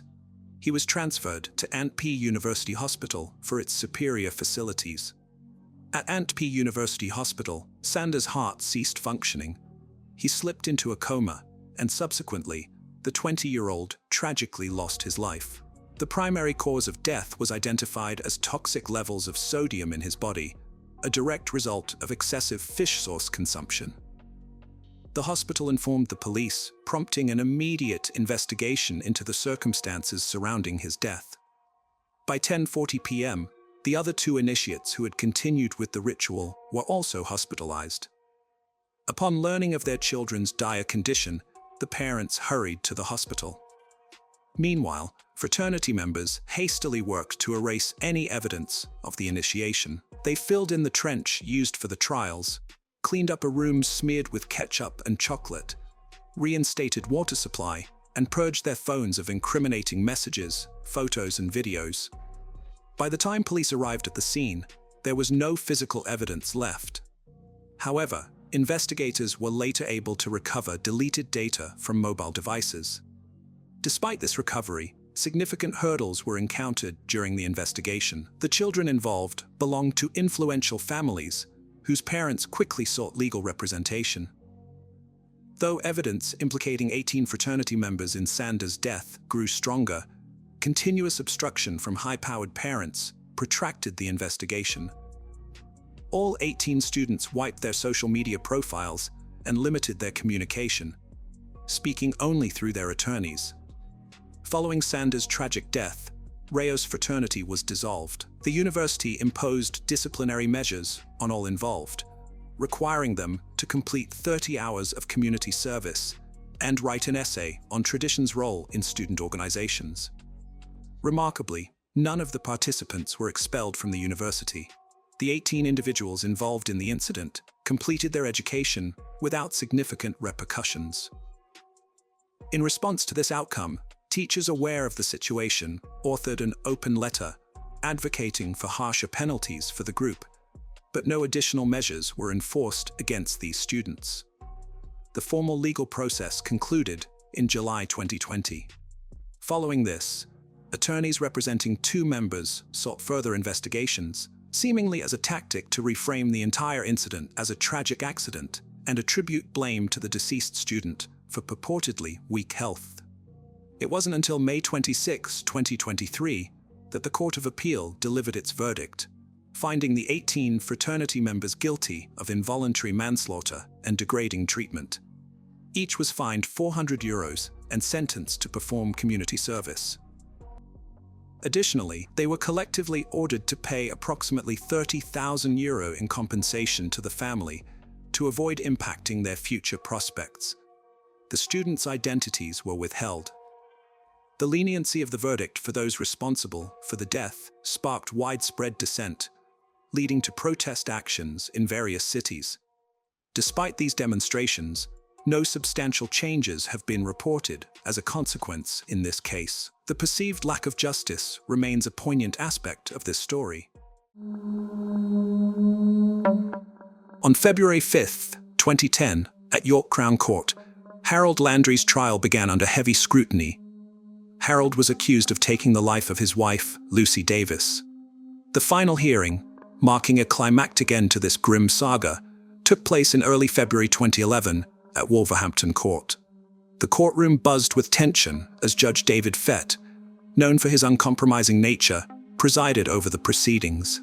Harold Landry, a 64-year-old man, the center of this legal battle.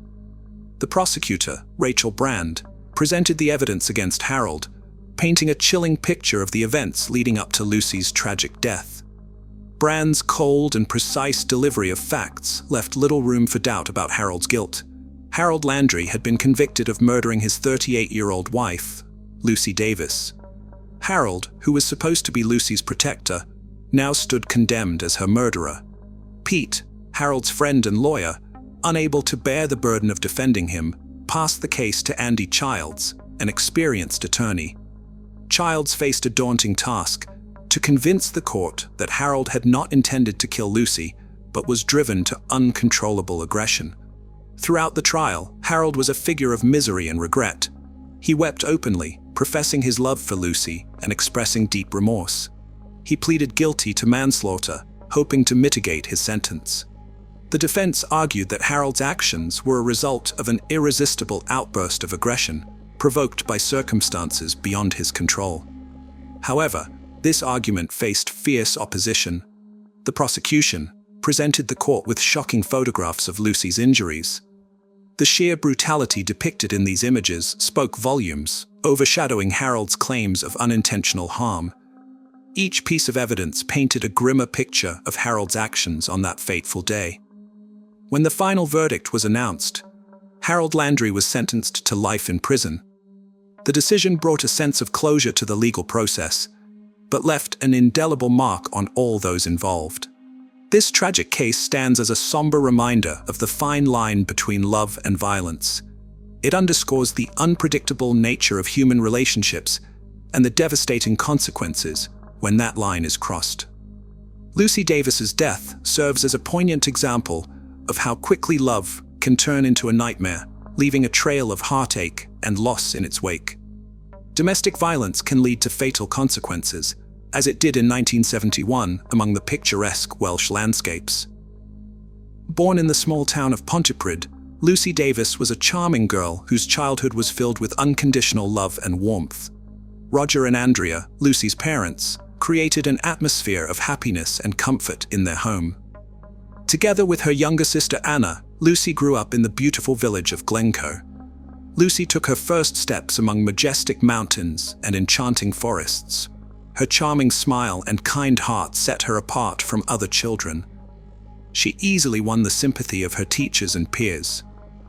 Seeing his daughter's passion, her father gave her and her sister the opportunity to immerse themselves in the magical world of horseback riding. Under the strict guidance of experienced instructors, they learned the basics of this noble art, conquering peaks and overcoming obstacles. Lucy and Anna became professional horse riders. Spending her childhood in Wales was a real paradise for Lucy Davis. She blossomed like a beautiful flower there, absorbing the beauty of nature and the love of her family and loved ones. The hobby of horse riding not only gave Lucy and Anna loyal companions, but also served as a real school of life. Horses taught them discipline, self-control, and responsibility. The sisters' talent and perseverance were recognized at prestigious competitions, where they won multiple awards. However, Lucy's world wasn't limited to the riding arena. Her excellent mind and hunger for knowledge motivated her to make new discoveries. Music became another passion of young Lucy. She enthusiastically took flute and piano lessons, honing her skills. Her efforts were not in vain. A year later, she played both instruments perfectly, charming audiences with her talent. Lucy was delighted to join the Glamorgan Youth Orchestra, where her musical journey continued to flourish. Lucy Davis dedicated herself to refining her musical talents, finding an outlet for her love of music and creativity within the school choir. Music wasn't just a pastime for her, it was a profound means of expression. Growing up, Lucy's days were a blend of carefree play and diligent work, instilling in her a strong foundation of dedication and hunger for knowledge, qualities that would shape her future achievements and endear her to those around her. In high school, Lucy crossed paths with Garrett Jenkinson, a fellow Welshman shrouded in mystery. Despite the enigma surrounding Garrett's past, the two formed a close friendship that only deepened over time. Though Garrett harbored romantic feelings for Lucy, he chose to keep them buried deep within himself. Upon graduating in 1998, Lucy was resolute in her pursuit of a musical career and higher education. She secured admission to the University of Yorkshire in Northern England, initially envisioning herself as a future music educator. However, as her ambitions evolved, Lucy found herself drawn to the bustling artistic landscape of a metropolitan city. This newfound aspiration led her to Grimy McAllister, whose worldview and sense of humor resonated deeply with Lucy. Their relationship flourished, prompting Lucy to introduce Grimy to her parents. The initial encounter proved successful, solidifying the bond between Lucy and Grimy and setting the stage for their future together. Roger and Andre recognized him as the ideal life partner for their daughter almost instantly. After careful consideration, Lucy and Grimy made the decision to move in together, forging their own family. Sometime after the move, Lucy proposed the idea of official cohabitation, which Grimy agreed to in 1995. Even while still pursuing their studies in college, they welcomed a son into their lives, whom they named James. Lucy opted to take a break from her own pursuits, to focus on caring for her son, while Grimy diligently continued his studies to provide for their family, taking up night shifts at the city's postal sorting department. Lucy into a whirlwind of challenges, but she faced them with optimism and determination. Despite her deep love for her family, the months spent at home with her child were tinged with loneliness. Rarely did she and her husband find time to be together, and his night shifts only exacerbated the situation.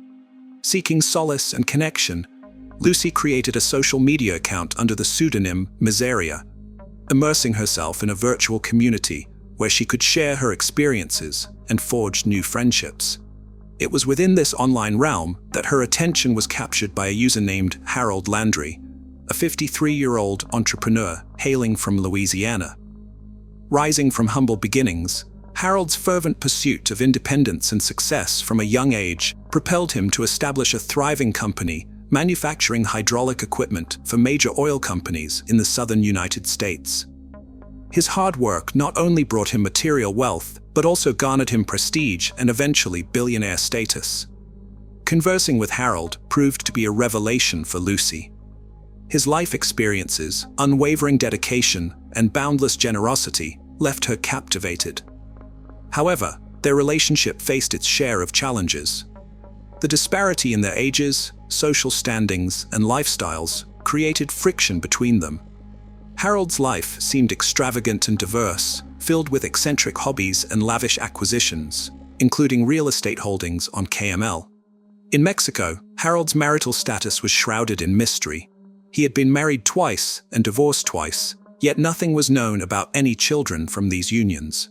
However, in 1992, Harold's life took a dramatic turn when he divorced his second wife and crossed paths with Geraldine Price.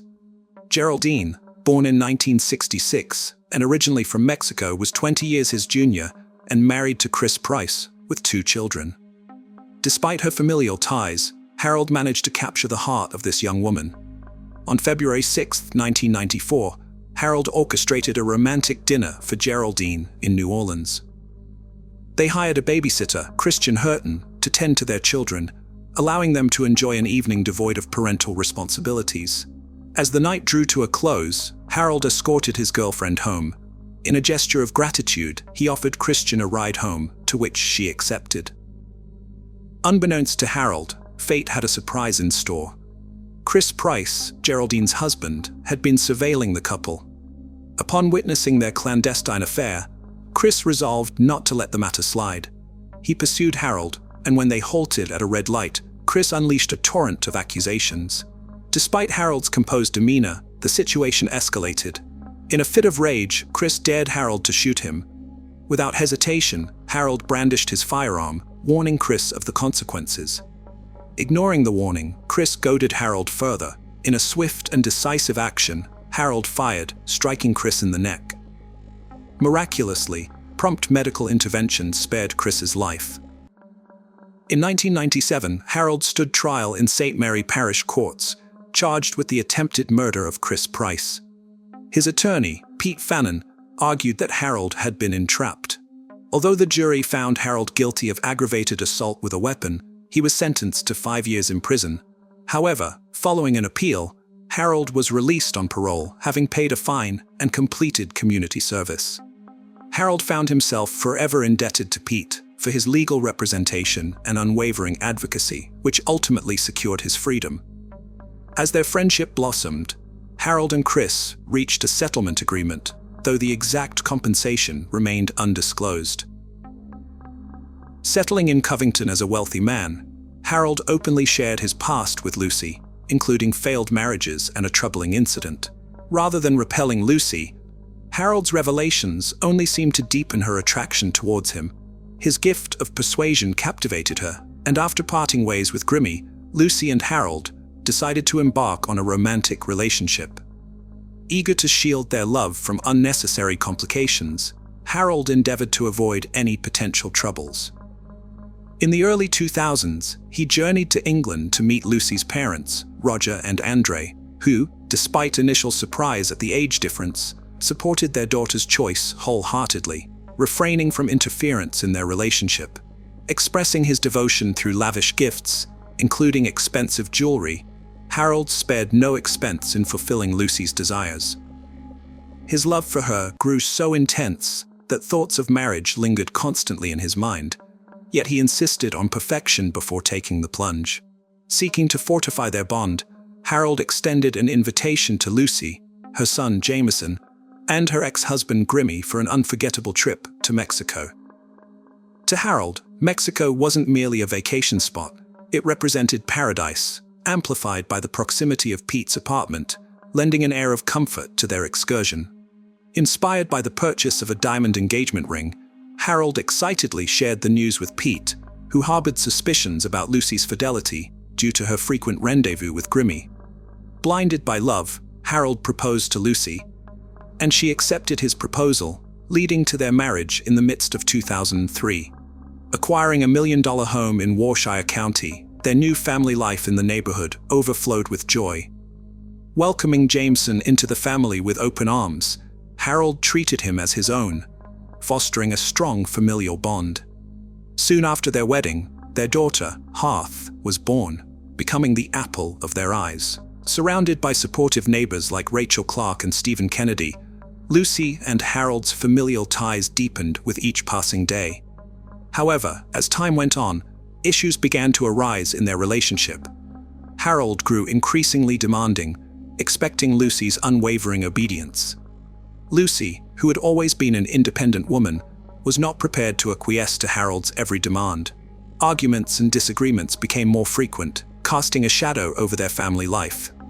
Their son, Jameson, bore witness to this tense atmosphere, and it negatively impacted his childhood. Even their neighbors began to take note of Lucy and Harold's escalating reliance on alcohol, exacerbating their familial problems. However, when the arguments and shouting ceased, neighbors interpreted it as a sign that the family was attempting to reconcile. In 2009, Lucy found solace in virtual conversations with her old school friend, Garrett, via social media. Sensing his wife's emotional distance, Harold made the difficult decision to leave for Mexico, allowing Lucy space. In his absence, Lucy invited Garrett to visit, blindsiding Harold upon his return. Lucy swiftly filed for divorce, prompting Harold to begin an affair with their neighbor, Rachel Walbin. The divorce proceedings were marred by disputes over property division. Lucy, adamant about keeping the house for the sake of their children, opposed Harold's insistence on selling it. Their disagreements intensified as Lucy revealed unsettling truths about Harold's past, further fueling the acrimony. Amidst the emotional turmoil, Lucy accepted Garrett's invitation to spend time with him in Wales, making no effort to conceal her phone conversations from Harold upon her return.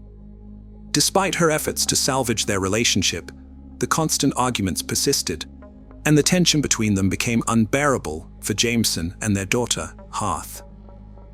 On the evening of February 1, 2010, as the day drew to a close, Harold, intoxicated from several glasses of wine, was taken aback by the delivery of a package addressed to their neighbor, Stephen Kennedy. It was closer to 9 p.m. when Harold returned from work. Stephen noticed a notification that his parcel had been delivered to Harold. Seeing Harold at home, he approached him to retrieve his package. Harold greeted him warmly and offered him a drink. Stephen, not refusing a glass of wine, agreed, and Harold poured him one. As Stephen entered and greeted Lucy, he observed Harold was already inebriated. After a single glass of wine, Stephen took his parcel and left. Shortly after, a heated argument erupted between the couple regarding furniture for their new house. Jameson, hearing the commotion, rushed into the kitchen to witness Harold striking his mother with a kitchen utensil. Reacting promptly, he dialed the police and comforted his sister Lucy, who was then fleeing the house with the children. Lucy sought refuge at Stephen's house, hoping for assistance. However, en route, Harold caught up with her and viciously attacked her with a knife, stabbing her in the chest. Callously, he dragged her body under a bush and disappeared. Hearing Lucy's screams, Stephen rushed outside and discovered her body. Initially thinking she had fainted, he quickly realized the severity of the situation.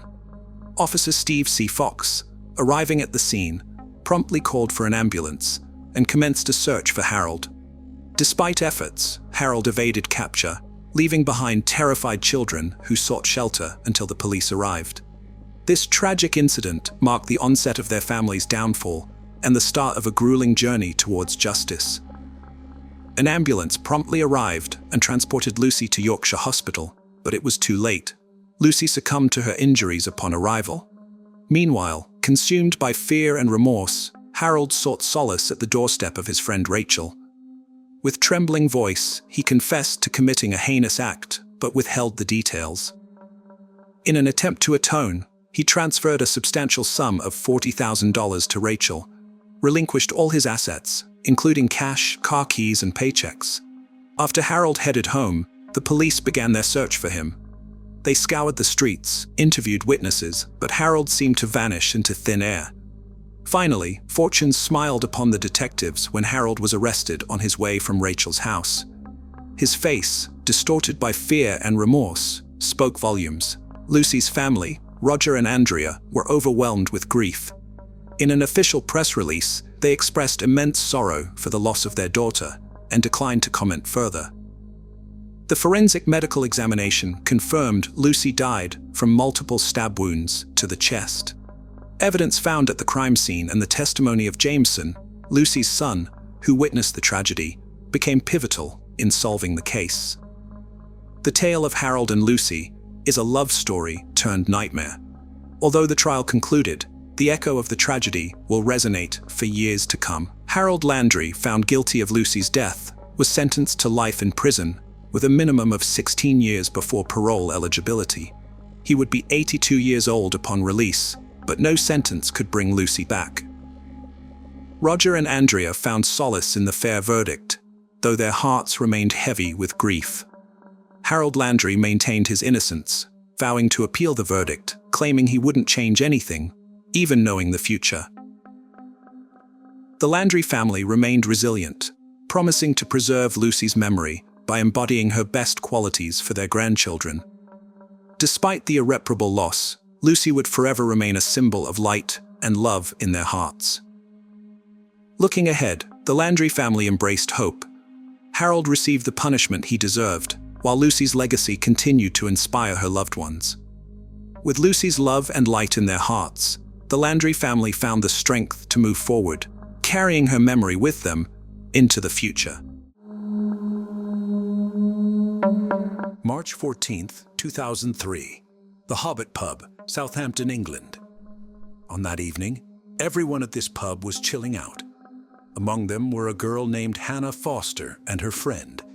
Both of them were having a great time there, and when they felt it was getting late, both friends left the pub by 10:50 p.m.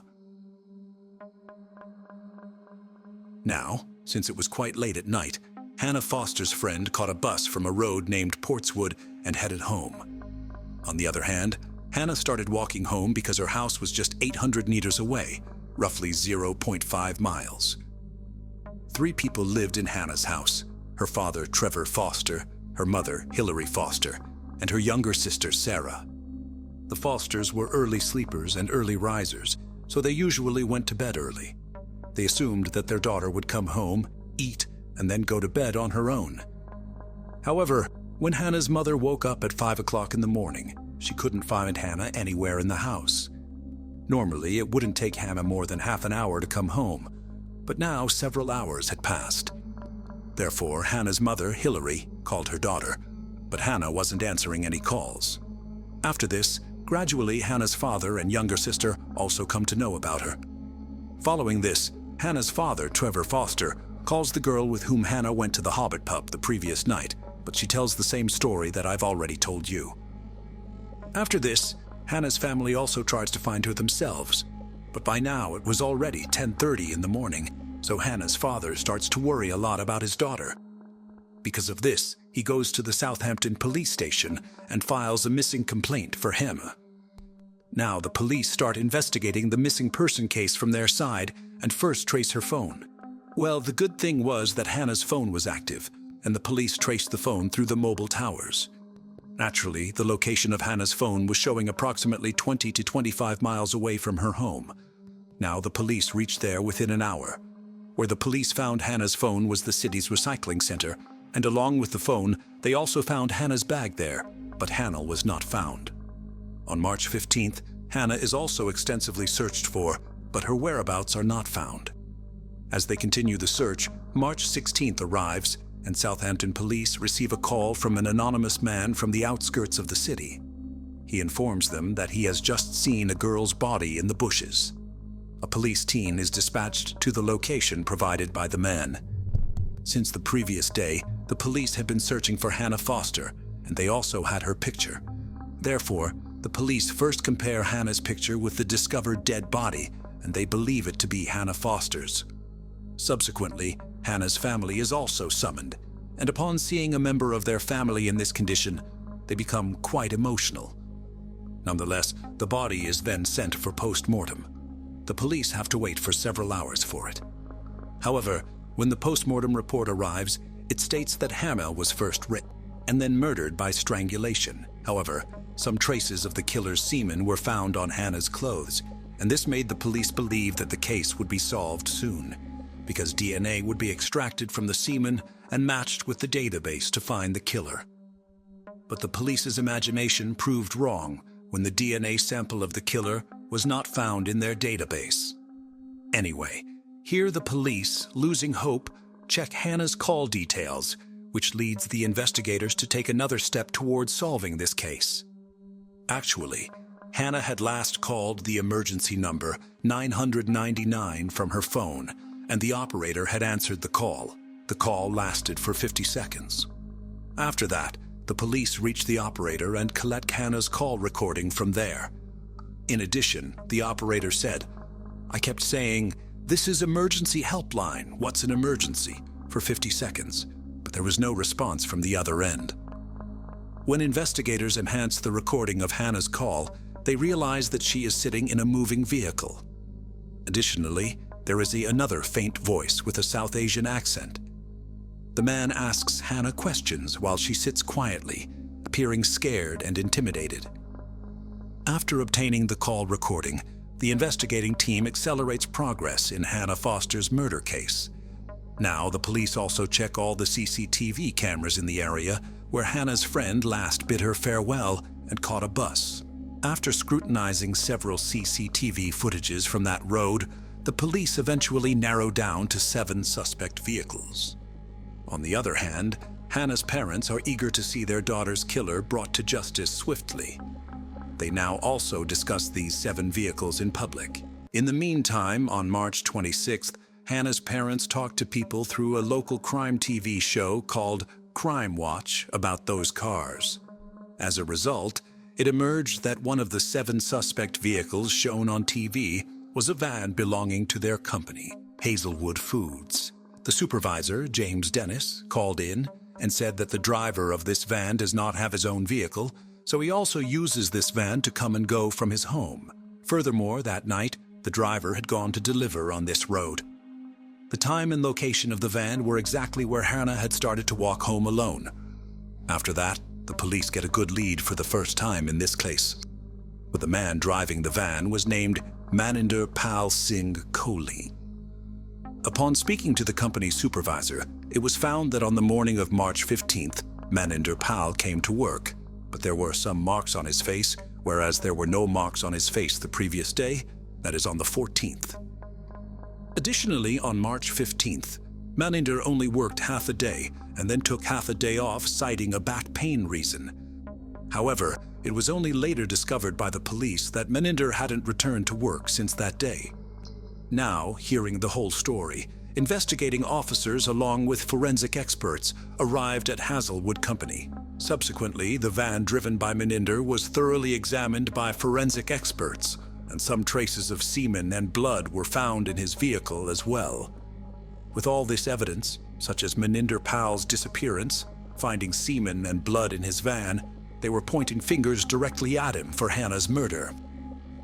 However, apart from this, the police once again scrutinize Maninder Pal's van through CCTV cameras.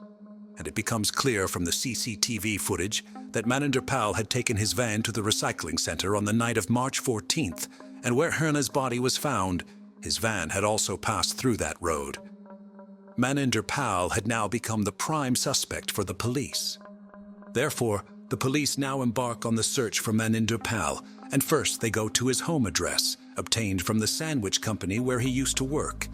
There, Maninder Pal's wife and 2 children used to live, and his wife was a citizen of the UK. But upon reaching there, the police learn something that completely changes the course of the case. In fact, Maninder's wife reveals that he had actually left for India on March 18th because Maninder's mother was very ill. After learning this, it was imperative for the Southampton police to apprehend Maninder Pal in the Hannah Foster murder case, but it was equally challenging. And then, amidst all this, when a blood sample is taken from one of Maninder Pal's sons and the DNA is extracted from it, it matches the DNA found on Hannah's clothes and inside Maninder Pal's van. Now, because a son inherits about half of his father's genes, therefore, the DNA of both the father and son is approximately 99.99% identical. It had already been confirmed that Maninder Pal was indeed the real culprit. After that, the police from England contacts India through the government. Now, since Maninder Pal's ancestral home was in the city of Chandigarh in India, assistance is sought from the police there. Subsequently, the Chandigarh police obtained the address of Maninder's house and reached there. Here, the police find out that Maninder Pal had come to meet his mother a few days ago, but after staying there for 3 to 4 days, he left. Since then, he has not contacted his home. The police also learn another piece of information from Maninder Pal's family at home, that when he was in England, he used to wear a turban and keep a beard. But when he came to India, he got a clean shave and also got his hair cut.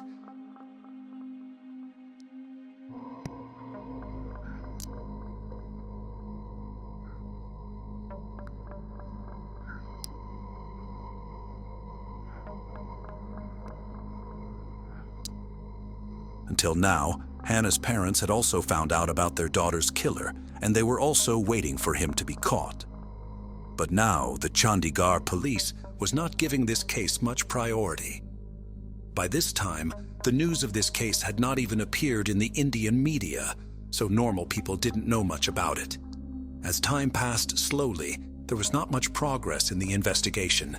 A considerable amount of time had passed, so Hannah's parents took it upon themselves to catch the killer.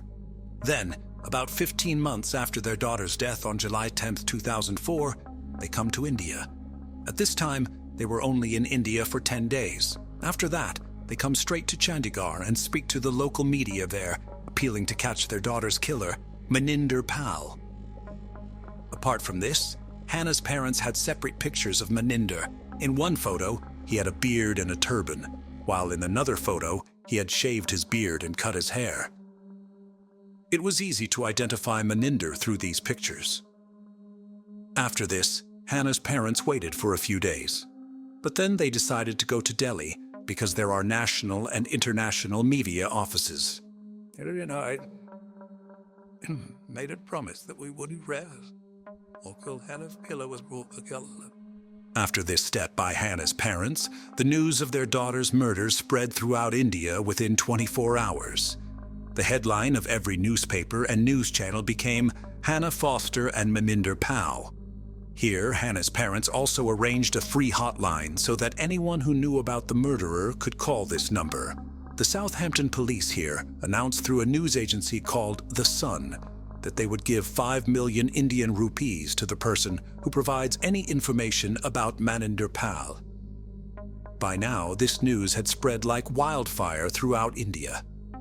Then, on July 15, 2004, a car driver residing in the city of Darjeeling, in the state of West Bengal, India, called a retired police officer whom he knew. Now this police officer had already retired. The driver called the officer and told him, "There is a man who has been living here for a few months, and his appearance resembles that of Hannah Foster's killer, as shown in the news. He started appearing here shortly after Hannah's murder."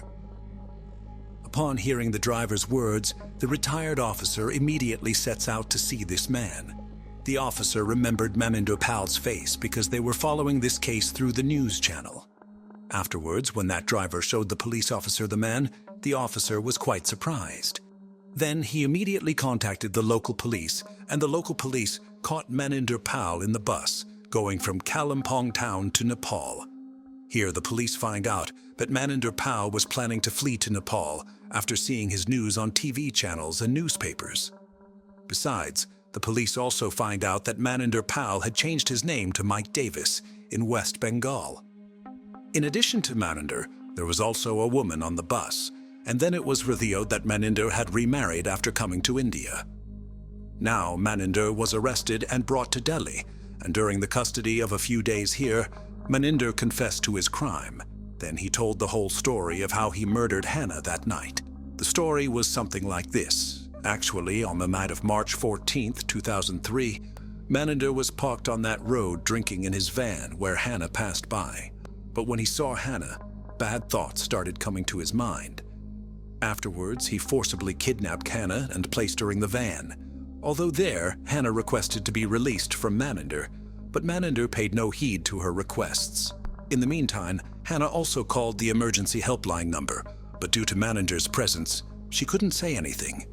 This led the call operator to believe it might be a missed dial. Later, Maninder takes Hannah to a deserted area and rapes her. However, after committing the crime, he realizes that if he lets Hannah go alive, she will go to the police and file a complaint. Therefore, Maninder strangles her to death. Then he disposes of Hannah's body where it was found. On March 15th, the next day, Maninder takes half a day off from work under the pretext of a back pain. But he had Hannah's mobile phone and handbag with him, so he dumps them in a recycling bin at the city recycling center. Afterwards, he goes to one of his friends and asks for some money on loan because he had to go to India to meet his sick mother. However, his friend doesn't have as much money as Maninder needed. Then Maninder comes back home and also tells his British wife that his mother is sick in India and he needs to go there and requires some money. Understanding Maninder's need, his wife talks to her father and on March 17th, Meninder's father-in-law lends him some money. The very next day, Meninder catches a flight to India. However, the excuse of his mother being sick was just a pretext. In reality, Meninder had come to India to escape from the England police. Upon arriving in India, Meninder goes to Chandigarh, his ancestral home, meets his mother, but here he completely changes his appearance. After changing his appearance, Meninder goes to Darjeeling, and after some time he changes his name and marries another woman there, where he starts living thereafter.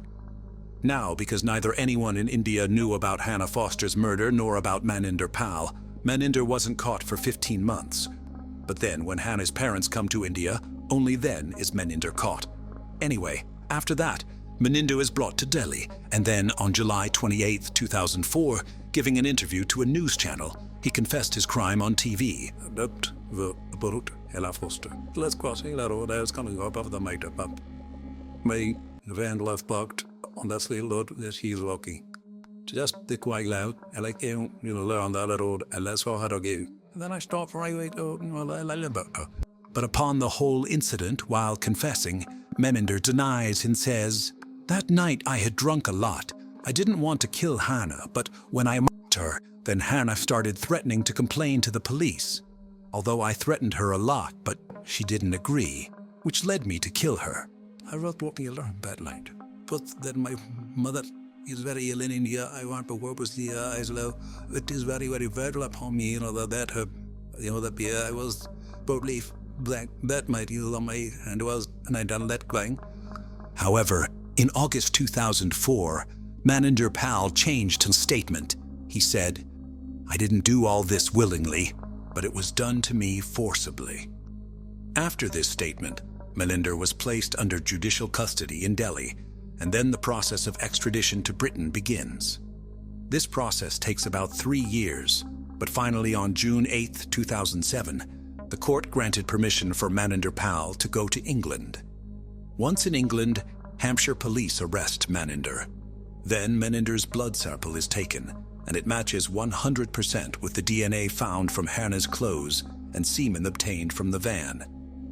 After that, from December 10, 2007, the trial begins in the Winchester Crown Court. Here, Maninder appeals not guilty to all the charges against him. Maninder said, "That night, some criminals broke the window of the van and threw Hannah's body inside the van. Now, because they was drunk, to trap me, those criminals forced me to rip Hannah, and they may even force to kill her." Even in court, Haslewood Foods Company supervisor James Dennis testified, but Maninder said, "I borrowed 16,000 euros from James, and he is also under the misconception that I am having an affair with his wife. That's why James is targeting me." Maninder also said, "Maybe James hired those 3 men to frame me and forced me to commit this crime on the night of March 14th. But in the end, when the police investigated Maninder Pal's all statements, it all turned out to be lies. And finally, on November 25, 2008, all the allegations against Maninder Pal were proven. After that, he was sentenced to life imprisonment. Now he will be imprisoned without parole for at least 24 years. At the time of sentencing, he was 41 years old, and he will remain in jail until 2030. Of the 5 million rupees reward offered for catching Maninder Pal, 367,000 rupees were given to the taxi driver who first informed the police about Maninder Pal. With this, the money was divided among 12 other people, because besides the taxi driver Jason Lepcha, those people also played an important role in solving this case. However, Jason used that money to buy land and then established a school for disadvantaged children on it, named the Hannah Memorial Academy in Foster's memory. Then, in 2006, when Hannah's parents visited Darjeeling and learned about this, they were very pleased. When these people returned to England, Hannah's parents started a registered charity to help Jason along with other people. This now greatly helps Jason Lepcha's school. So friends, this was the complete story of the Hannah Foster murder case.